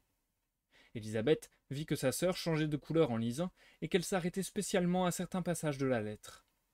Jane, d'ailleurs, reprit vite son sang-froid et se joignit à la conversation générale avec son entrain habituel. Mais, dès que Wickham et son compagnon furent partis, elle fit signe à Élisabeth de la suivre dans leur chambre. À peine y était-elle qu'elle dit en lui tendant la lettre « C'est de Caroline Bingley, et la nouvelle qu'elle m'apporte n'est pas sans me surprendre. À l'heure qu'il est, ils ont tous quitté Neverfield et sont en route pour Londres, sans idée de retour. Écoutez plutôt. » Elle lut la première phrase qui annonçait la résolution de ces dames de rejoindre leur frère et de dîner ce même soir à Grosvenor Street, où les Hurst avaient leur maison. La lettre continuait ainsi. Nous ne regretterons pas grand-chose du Hertfordshire, à part votre société, cher ami. Espérons cependant que l'avenir nous réserve l'occasion de renouer nos si agréables relations, et qu'en attendant nous adoucirons l'amertume de l'éloignement par une correspondance fréquente et pleine d'abandon. Cette grande tendresse laissa Élisabeth très froide. Bien que la soudaineté de ce départ la surprit, elle n'y voyait rien qui valût la peine de s'en affliger. Le fait que ces dames n'étaient plus à Neverfield n'empêcherait vraisemblablement point Mr. Bingley d'y revenir, et sa présence, Élisabeth en était persuadée, aurait vite consolé Jane de l'absence de ses sœurs. « C'est dommage, dit-elle après un court silence, que vous n'ayez pu les revoir avant leur départ. » Pardon. C'est Élisabeth qui parle, je pense. « C'est dommage, dit-elle après un court silence, que vous n'ayez pu les revoir avant leur départ. Cependant, il nous est peut-être permis d'espérer que l'occasion de vous retrouver se présentera plus tôt que Miss Bingley ne le prévoit. Qui sait si ces rapports d'amitié qu'elle a trouvés si agréables ne se renoueront pas plus intimes encore. Mr. Bingley ne se laissera pas retenir longtemps à Londres. Caroline déclare nettement qu'aucun d'eux ne reviendra à Neverfield tout l'hiver. Voici ce qu'elle dit. Quand mon frère nous a quittés hier, il pensait pouvoir conclure en 3 ou 4 jours l'affaire qu'il appelait à Londres, mais c'est certainement impossible, et comme nous sommes convaincus d'autre part que Charles, une fois à Londres, ne sera nullement pressé d'en revenir, nous avons décidé de le rejoindre afin de lui épargner le désagrément de la vie à l'hôtel. Beaucoup de nos amis ont déjà regagné la ville pour l'hiver. Comme je serais heureuse d'apprendre que vous-même, cher ami, vous proposez de faire un tour dans la capitale. Mais hélas, je n'ose y compter. Je souhaite sincèrement que les fêtes de Noël soient chez vous des plus joyeuses et que vos nombreux succès vous consolent du départ des 3 admirateurs que nous allons vous enlever. Ceci montre bien, conclut Jane, que Mr. Bingley ne reviendra pas de cet hiver. Ceci montre seulement que Miss Bingley ne veut pas qu'il revienne. Qu'est-ce qui vous le fait croire? Mr. Bingley est maître de ses actes. C'est de lui que vient sans doute cette décision. Mais attendez le reste. À vous, je ne veux rien cacher, et je vais vous lire le passage qui me peine le plus. Mr. Darcy est impatient de retrouver sa sœur, et, à vous dire vrai, nous ne le sommes pas moins que lui. Il est difficile de trouver l'égal de Georgiana Darcy sous le rapport de la beauté, de l'élégance et de l'éducation, et la sympathie que nous avons pour elle, Louisa et moi, est accrue par l'espérance de la voir un jour devenir notre sœur. Je ne sais si je vous ai jamais fait part de nos sentiments à cet égard, mais je ne veux pas vous quitter sans vous en parler. Mon frère admire beaucoup Georgiana. Il aura maintenant de fréquentes occasions de la voir dans l'intimité. Les 2 familles s'accordent pour désirer cette union, et je ne crois pas être aveuglé par l'affection fraternelle en disant que Charles a tout ce qu'il faut pour se faire aimer. Avec tant de circonstances favorables, ai-je tort, ma chère Jane, de souhaiter la réalisation d'un événement qui ferait tant d'heureux? Que pensez-vous de cette phrase, ma chère Lizzie? Dit Jane en achevant sa lecture. Ne dit-elle pas clairement que Caroline n'a aucun désir de me voir devenir sa sœur, qu'elle est tout à fait convaincue de l'indifférence de son frère à mon égard et que, si elle soupçonne la nature des sentiments qu'il m'inspire, elle veut très amicalement me mettre sur mes gardes? Peut-on voir autre chose dans ce que je viens de vous lire? Oui, certes, car mon impression est tout à fait différente, et la voici en 2 mots. Miss Bingley s'est aperçue que son frère vous aime, alors qu'elle veut lui faire épouser Miss Darcy. Elle va le rejoindre afin de le retenir à Londres, et elle essaye de vous persuader qu'il ne pense pas à vous. Jane secoua la tête. Jane, je vous dis la vérité. Tous ceux qui vous ont vu avec Mr. Bingley ne peuvent douter de ses sentiments pour vous. Miss Bingley pas plus que les autres, car elle n'est point sotte. Si elle pouvait croire que Mr. Darcy éprouve seulement la moitié de cette affection pour elle-même, elle aurait déjà commandé sa robe de noces. Mais le fait est que nous ne sommes ni assez riches ni assez nobles pour eux, et Miss Bingley est d'autant plus désireuse de voir son frère épouser Miss Darcy qu'elle pense qu'une première alliance entre les deux familles en facilitera une seconde. Ce n'est pas mal combiné, et pourrait après tout réussir, si Miss de Bourgh n'était pas dans la coulisse. Mais voyons, ma chère Jane, si Miss Bingley vous raconte que son frère est plein d'admiration pour Miss Darcy, ce n'est pas une raison suffisante pour croire qu'il soit moins sensible à vos charmes que quand il vous a quitté mardi dernier, ni qu'elle puisse le persuader à son gré que ce n'est pas de vous, mais de son ami qu'il est épris. Tout ce que vous me dites là pourrait me tranquilliser si nous nous faisions la même idée de Miss Bingley, répliqua Jane. Mais je suis certaine que vous la jugez injustement. Caroline est incapable de tromper quelqu'un de propos délibérés. Tout ce que je puis espérer de mieux dans le cas présent, c'est qu'elle se trompe elle-même. C'est parfait. Du moment que vous ne voulez pas de mon explication, vous ne pouviez en trouver une meilleure. Croyez donc que Miss Bingley se trompe, et que cette supposition charitable vous redonne la tranquillité. Mais, ma chère Élisabeth, même en mettant tout au mieux, pourrais-je être vraiment heureuse en épousant un homme que ses sœurs et ses amis désirent tant marier à une autre? Cela, c'est votre affaire. Et si, à la réflexion, vous trouvez que la douleur de désobliger les deux sœurs est plus grande que la joie d'épouser le frère, je vous conseille vivement de ne plus penser à lui. Pouvez-vous parler ainsi? Dit Jane avec un faible sourire. Vous savez bien que, malgré la peine que me causerait leur désapprobation, je n'hésiterai pas. Mais il est probable que je n'aurai pas à choisir si Mr. Bingley ne revient pas cet hiver. Tant de choses peuvent se produire en 6 mois. Les deux sœurs convinrent d'annoncer ce départ à leur mère, sans rien ajouter qui pût l'inquiéter sur les intentions de Mr. Bingley. Cette communication incomplète ne laissa pas toutefois de contrarier vivement Miss Bennet, qui déplora ce départ comme une calamité. Ne survenait-il pas juste au moment où les deux familles commençaient à se lier intimement? Après s'être rendu quelque temps en doléances, l'idée que Mr. Bingley reviendrait sans doute bientôt et dînerait à Longbourn lui apporta un peu de réconfort.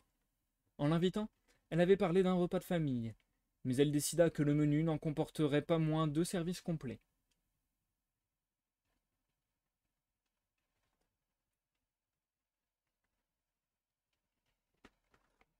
Chapitre 22. Les Bennet dînaient ce jour-là chez les Lucas, et, de nouveau, Miss Lucas eut la patience de servir d'auditrice à Mr. Collins pendant la plus grande partie de la soirée. Élisabeth lui en rendit grâce. « Vous le mettez ainsi de bonne humeur, dit-elle. Je ne sais comment vous en remercier. » Charlotte répondit que le sacrifice de son temps était largement compensé par la satisfaction d'obliger son amie. C'était fort aimable, mais la bonté de Charlotte visait beaucoup plus loin que ne le soupçonnait Élisabeth, car son but était de la délivrer d'une admiration importune en prenant tout simplement sa place dans le cœur de Mr. Collins. Quand on se sépara, à la fin de la soirée, l'affaire était en si bon train que Charlotte se serait crue assurée du succès si Mr. Collins n'avait pas été à la veille de quitter le Hertfordshire. Mais elle n'avait pas bien mesuré l'ardeur des sentiments de Mr. Collins et l'indépendance de son caractère. Car, le lendemain matin, il s'échappait de Longbourn en dissimulant son dessein avec une habileté incomparable et accourait à Lucas Lodge pour se jeter à ses pieds. Il désirait surtout éviter d'éveiller l'attention de ses cousines, persuadé qu'elles ne manqueraient pas de soupçonner ses intentions, car il ne voulait pas qu'on apprît sa tentative avant qu'il pût en annoncer l'heureux résultat. Bien que se sentant assez tranquille, car Charlotte avait été passablement encourageante, il se tenait quand même sur ses gardes depuis son aventure du mercredi précédent. L'accueil qu'il reçut cependant fut des plus flatteurs. D'une fenêtre du premier étage, Miss Lucas l'aperçut qui se dirigeait vers la maison, et elle se hâta de sortir pour le rencontrer assez accidentellement dans le jardin, mais jamais elle n'aurait pu imaginer que tant d'amour et d'éloquence l'attendaient au bout de l'allée.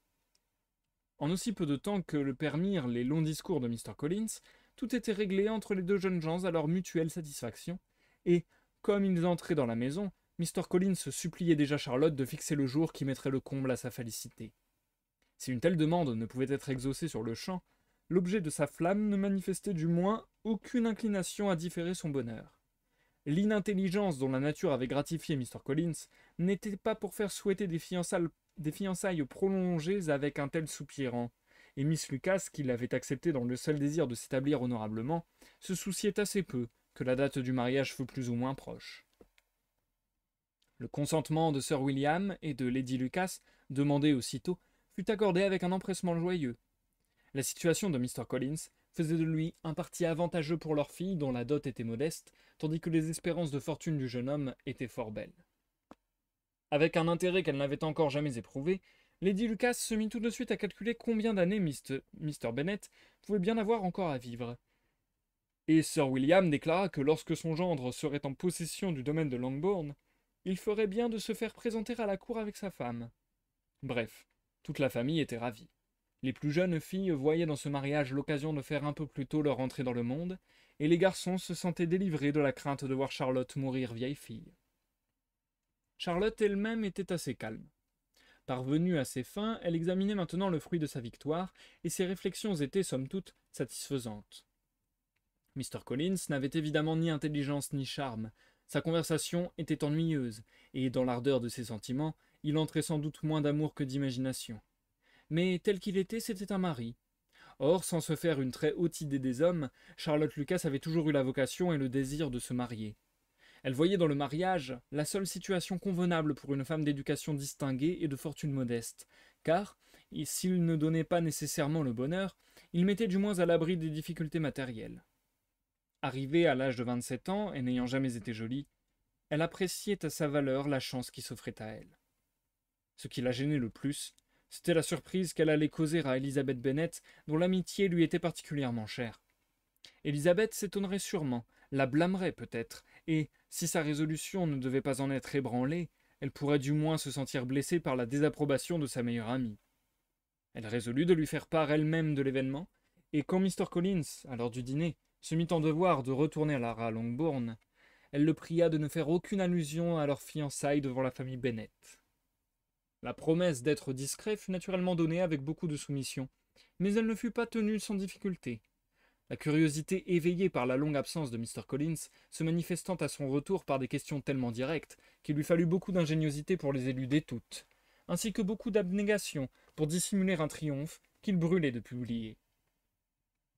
Comme il devait partir le lendemain matin de très bonne heure, la cérémonie des adieux eut lieu le soir, au moment où les dames allaient se retirer. Mrs. Bennet, toute politesse et cordialité, dit combien il serait très heureux de le revoir lorsque les circonstances le permettraient. « Chère madame, répondit-il, cette invitation m'est d'autant plus agréable que je la souhaitais vivement, et vous pouvez être sûr que j'en profiterai aussitôt qu'il me sera possible. » Un étonnement général accueillit ces paroles, et Mr. Bennet, à qui la perspective d'un retour aussi rapide ne souriait nullement, se hâta de dire « Mais êtes-vous bien sûr, mon cher monsieur, d'obtenir l'approbation de Lady Catherine ? Mieux vaudrait négliger un peu votre famille que courir le risque de mécontenter votre protectrice. » « Cher monsieur, répliqua Mr. Collins, laissez-moi vous remercier de ce conseil amical. Soyez certain que je ne prendrai pas une décision aussi importante sans l'assentiment de sa grâce. » « Certes, vous ne pouvez lui marquer trop de déférence. Risquez tout plutôt que son mécontentement, et si jamais votre visite ici devait le provoquer, demeurez-en chez vous et soyez persuadé que nous n'en serons nullement froissés. »« Mon cher monsieur, tant d'attention excite ma gratitude, et vous pouvez compter recevoir bientôt une lettre de remerciement pour toutes les marques de sympathie dont vous m'avez comblé pendant mon séjour ici. Quant à mes aimables cousines, bien que mon absence doive être sans doute de courte durée, je prends maintenant la liberté de leur souhaiter santé et bonheur, sans faire d'exception pour ma cousine Élisabeth. » Après quelques paroles aimables, Mrs. Bennet et ses filles se retirèrent, surprises de voir qu'il méditait un aussi prompt retour à Longbourn. Mrs. Bennet aurait aimé en déduire qu'il songeait à l'une de ses plus jeunes filles, et Mary se serait laissée persuader de l'accepter. Plus que ses sœurs, elle appréciait ses qualités et goûtait ses réflexions judicieuses. Encouragée par un exemple comme le sien à développer sa culture, elle estimait qu'il pourrait faire un très agréable compagnon. Le lendemain matin vit s'évanouir cet espoir. Miss Lucas, arrivée peu après le breakfast, prit Élisabeth à part et lui raconta ce qui s'était passé la veille. Que Mr. Collins se crût épris de son ami, l'idée en était déjà venue à Élisabeth au cours des 2 journées précédentes. Mais que Charlotte eût pu l'encourager, la chose lui paraissait inconcevable. Elle fut tellement abasourdie qu'oubliant toute politesse, elle s'écria « Fiancée à Mr. Collins ? Ma chère Charlotte, c'est impossible !» Le calme avec lequel Charlotte avait pu parler jusque-là fit place à une confusion momentanée devant un blâme aussi peu déguisé. Mais elle reprit bientôt son sang-froid et répliqua paisiblement « Pourquoi cette surprise, ma chère Élisa ? Trouvez-vous si incroyable que Mr. Collins puisse obtenir la faveur d'une femme parce qu'il n'a pas eu la chance de gagner la vôtre ?» Mais Élisabeth s'était déjà reprise, et, avec un peu d'effort, put assurer son ami que la perspective de leur prochaine parenté lui était très agréable, et qu'elle lui souhaitait toutes les prospérités imaginables. « Je devine votre sentiment, » répondit Charlotte. « Mr. Collins ayant manifesté si récemment le désir de vous épouser, il est naturel que vous éprouviez un étonnement très vif. Cependant, quand vous aurez eu le temps d'y réfléchir, je crois que vous m'approuverez. Vous savez que je ne suis pas romanesque, je ne l'ai jamais été. Un foyer confortable est tout ce que je désire. Or, en considérant l'honorabilité de Mr. Collins, ses relations, sa situation sociale, je suis convaincu d'avoir en l'épousant des chances de bonheur que tout le monde ne trouve pas dans le mariage. » « Sans aucun doute, » répondit Élisabeth, et après une pause un peu gênée, toutes deux rejoignirent le reste de la famille. Charlotte ne resta pas longtemps, et, après son départ, Élisabeth se mit à réfléchir sur ce qu'elle venait d'apprendre. Que Mr. Collins pût faire 2 demandes en mariage en 3 jours était à ses yeux moins étrange que de le voir agréé par son ami. Élisabeth avait toujours senti que les idées de Charlotte sur le mariage différaient des siennes, mais elle n'imaginait point que, le moment venu, elle serait capable de sacrifier les sentiments les plus respectables à une situation mondaine et à des avantages matériels. Charlotte, mariée à Mr. Collins, quelle image humiliante! Au regret de voir son ami se diminuer ainsi dans son estime, s'ajoutait la conviction pénible qu'il lui serait impossible de trouver le bonheur dans le lot qu'elle s'était choisi.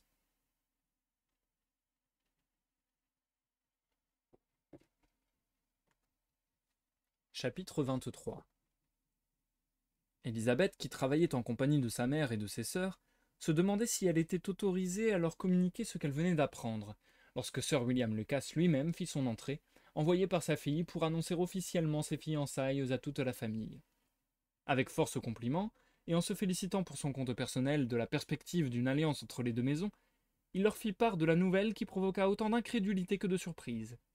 Mrs. Bennet, avec une insistance discourtoise, protesta qu'il devait faire erreur, tandis que Lydia, toujours étourdie, s'exclamait bruyamment « Grand Dieu! Sir William, que nous comptez-vous là? Ne savez-vous donc pas que Mr. Collins veut épouser Lizzie ?» Il fallait toute la politesse d'un homme de cour pour supporter un pareil assaut. Sir William, néanmoins, tout en priant ces dames de croire à sa véracité, sut écouter leurs peu discrètes protestations de la meilleure grâce du monde. Élisabeth, sentant qu'elle devait lui venir en aide dans une aussi fâcheuse situation, intervint pour dire qu'elle connaissait déjà la nouvelle par Charlotte et s'efforça de mettre un terme aux exclamations de sa mère et de ses sœurs en offrant à Sir William de cordiales félicitations auxquelles se joignirent celles de Jane. Puis elle s'étendit en diverses considérations sur le bonheur futur de Charlotte, l'honorabilité de Mr. Collins et la courte distance qui séparait Hunsford de Londres. Mrs. Bennet était tellement stupéfaite qu'elle ne trouva plus rien à dire jusqu'au départ de Sir William. Mais, dès qu'il se fut retiré, elle donna libre cours au flot tumultueux de ses sentiments. Elle commença par s'obstiner dans son incrédulité, puis elle affirma que Mr. Collins s'était laissé entortiller par Charlotte. Elle déclara ensuite que ce ménage ne serait pas heureux, et, pour finir, annonça la rupture prochaine des fiançailles. 2 choses, cependant, se dégageaient clairement de ces discours. Élisabeth était la cause de tout le mal, et elle, Mrs. Bennet, avait été indignement traitée. Elle médita tout le jour ces 2 points. Rien ne pouvait la consoler, et la journée ne suffit pas à calmer son ressentiment. De toute la semaine, elle ne put voir Élisabeth sans lui renouveler ses reproches. Il lui fallut plus d'1 mois pour reprendre vis-à-vis de Sir William et de Lady Lucas une attitude suffisamment correcte, et il s'écoula beaucoup plus de temps encore avant qu'elle parvint à pardonner à leur fille. Mr. Bennet accueillit la nouvelle avec plus de sérénité. Il lui plaisait, dit-il, de constater que Charlotte Lucas, qu'il avait toujours considérée comme une fille raisonnable, n'avait pas plus de bon sens que sa femme, et en avait certainement moins que sa fille. Entre Élisabeth et Charlotte, une gêne subsistait qui les empêchait toutes deux d'aborder ce chapitre. Élisabeth sentait bien qu'il ne pouvait plus y avoir entre elles la même confiance.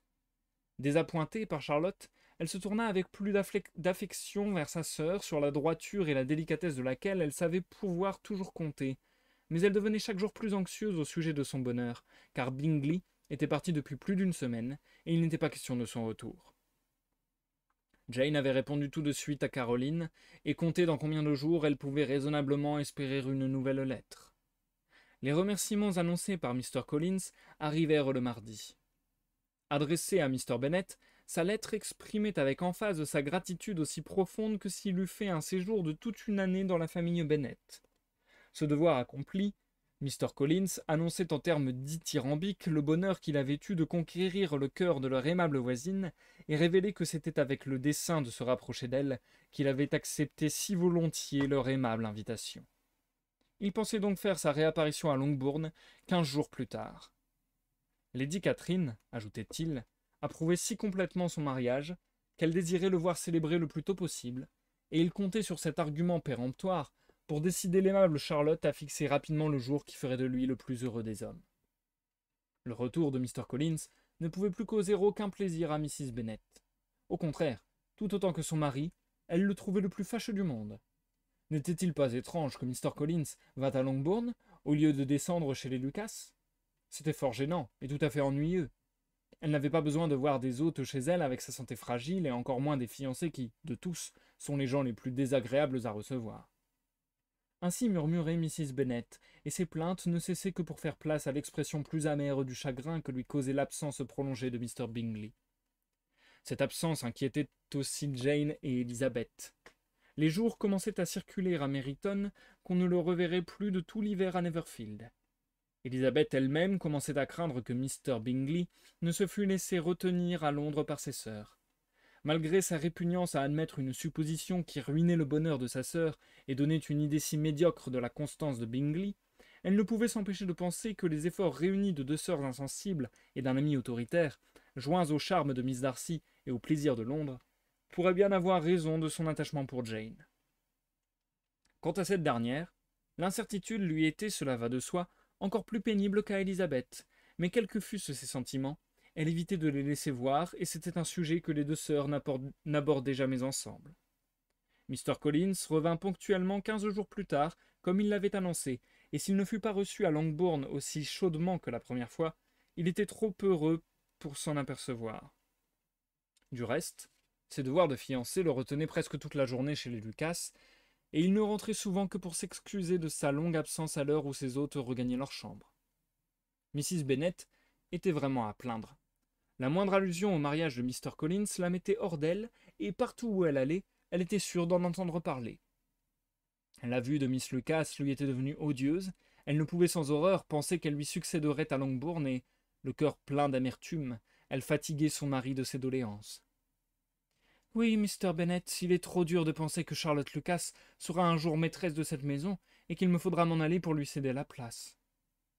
Cher ami, écartez ces pensées funèbres. Flattons-nous plutôt de l'espoir que je vous survivrai. Mais cette consolation semblait un peu mince à Mrs. Bennet, qui, sans y répondre, continuait. Je ne puis supporter l'idée que tout ce domaine lui appartiendra. Ah, s'il n'y avait pas cette entaille, comme cela me serait égal. Qu'est-ce qui vous semblerait égal? Tout le reste. Rendons grâce au ciel, alors, de vous avoir préservé d'une telle insensibilité. Jamais, Mr. Bennet, je ne rendrai grâce pour ce qui touche à ce maudit entaille. Qu'on puisse prendre des dispositions pareilles pour frustrer ces filles de leur bien, c'est une chose que je ne pourrai jamais comprendre. Et tout cela pour les beaux yeux de Mr. Collins, encore. Pourquoi lui plutôt qu'un autre? Je vous laisse le soin de résoudre le problème, dit Mr. Bennet. Et c'est la fin du chapitre 23. C'est donc également la fin de la lecture de ce soir. Nous passons à l'outro du live. Phew! Je dois vous avouer que là sur la fin ça commençait à devenir long. Non pas que je n'ai pas apprécié l'histoire, mais tout simplement que on arrive bientôt à 2 heures. Voilà, 1h45 de live. Et je sais pas. Peut-être que j'ai trop forcé sur ma voix aujourd'hui, parce que à faire la voix notamment de Collins, je dois forcer un petit peu. Mais je sais pas, j'ai l'impression d'avoir la voix un peu fatiguée là. Donc je suis bien content que ce soit quand même la fin.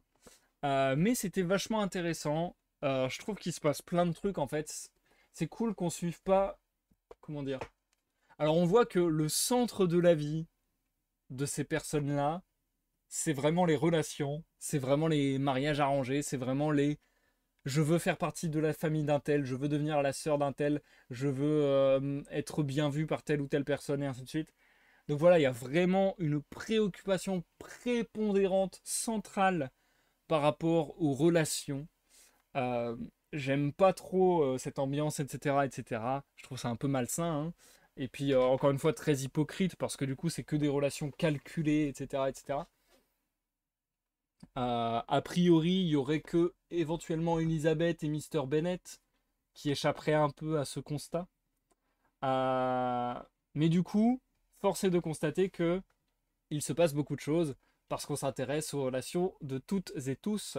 Même là, Charlotte Lucas, ça m'a étonné qu'on se penche à ce point sur son sujet, sur son cas, alors que pour moi, c'est un personnage tertiaire, quoi. Mais c'était intéressant de voir comment ça s'est goupillé, etc. Et de voir aussi, justement, euh, la manière dont on pouvait penser à cette époque. Et vraiment penser pour se placer, comme on dit. Je déteste cette expression, mais bref. C'est vraiment se placer, quoi. C'est vraiment trouver une bonne place, trouver un bon rang. Et ouais, c'est pas mon monde. C'est pas mon monde, mais c'est intéressant à voir. Et c'est intéressant de voir Jane Austen se tourner un peu en dérision, tout ça.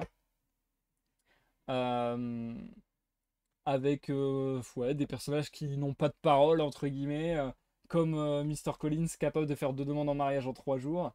Enfin, des retournements et ainsi de suite. Bref, il y a dans les comportements des personnages, on sent tellement d'hypocrisie et tellement de d'intéressement. C'est c'est puant, quoi. C'est Ça donne pas envie de faire partie de ce monde. Mais bon, c'est marrant à suivre. Par contre, le personnage de Mrs. Bennet, waouh, waouh, on le disait déjà lors des lives précédents, mais là sur ce live, je trouve que ça s'est vraiment confirmé. Elle est infecte, quoi. On a tellement pas envie de l'apprécier, c'est un délire. Elle est horrible. Après, si je me fais l'avocat du diable, on peut se dire que la société, fonctionnant de la manière dont elle fonctionnait, elle fait peut-être ça par amour pour ses filles. Auquel cas, bah voilà, c'est triste tout ce qui se passe, mais on pourrait lui trouver la circonstance atténuante de elle a peur pour ses enfants et elle essaie de leur alléger les difficultés du futur. Mais bon, c'est vrai que c'est pas très agréable, je trouve. La manière dont elle s'immisce dans tout et ainsi de suite. Enfin bon, bref. Et surtout la manière dont elle force à balle. Je vais m'arrêter là. Je vais pas plus tergiverser parce que je suis en train de mourir, donc j'ai juste envie de me mettre nu, complètement nu, entièrement nu. Et je vais vous laisser sur ces belles images dans votre cerveau. Euh, on se rejoint cette semaine vendredi pour la suite de la lecture. Et puis dimanche sur Discord, on se rejoint pour une veillée de 21h à minuit pour discuter, jouer à des jeux de société et tutti quanti. Il n'est pas exclu que je fasse des lives supplémentaires un peu sortis nulle part pour continuer à mettre à jour Babelio. Peut-être que je le ferai hors live, peut-être que je le ferai en live, peut-être que ça attendra la semaine prochaine, auquel cas ce sera peut-être précisé dans l'emploi du temps que je mets sur les réseaux le lundi. Bref, en tout cas, n'hésitez surtout pas à me rejoindre sur Babelio, ce serait un plaisir. Et puis n'hésitez pas à jeter un coup d'œil, peut-être que ça pourra vous donner des pistes de lecture qui pourraient vous intéresser. Voilà, voilou. Ça fait longtemps que je ne l'ai pas dit, je le redis parce que c'est vraiment important. Et j'ai vu que sur les 2 premiers épisodes d'Orgueil et Préjugés, vous l'aviez vachement fait naturellement. Donc je vous en remercie. Ça me fait très plaisir d'avoir ces retours. N'hésitez pas, si vous me regardez sur YouTube, à laisser un like ou un dislike selon votre appréciation de la vidéo, à laisser des commentaires, à partager la vidéo, à m'envoyer des messages en privé si vous voulez me faire un retour un peu plus détaillé peut-être, que sais-je. Mais en tout cas, voilà, n'hésitez pas à faire tout ce genre de gestes, vous connaissez, qui forcément vont permettre aux vidéos d'être plus visibles, à ma chaîne d'être plus mise en avant. Et voilà quoi. à vous abonner à la chaîne, bien entendu. Sur ce, merci à tous ceux qui sont passés, Algo, Jérôme, Charline, ça m'a fait plaisir. Et je vous souhaite une bonne fin de soirée, et vous dis à la prochaine pour une prochaine lecture. Bye bye!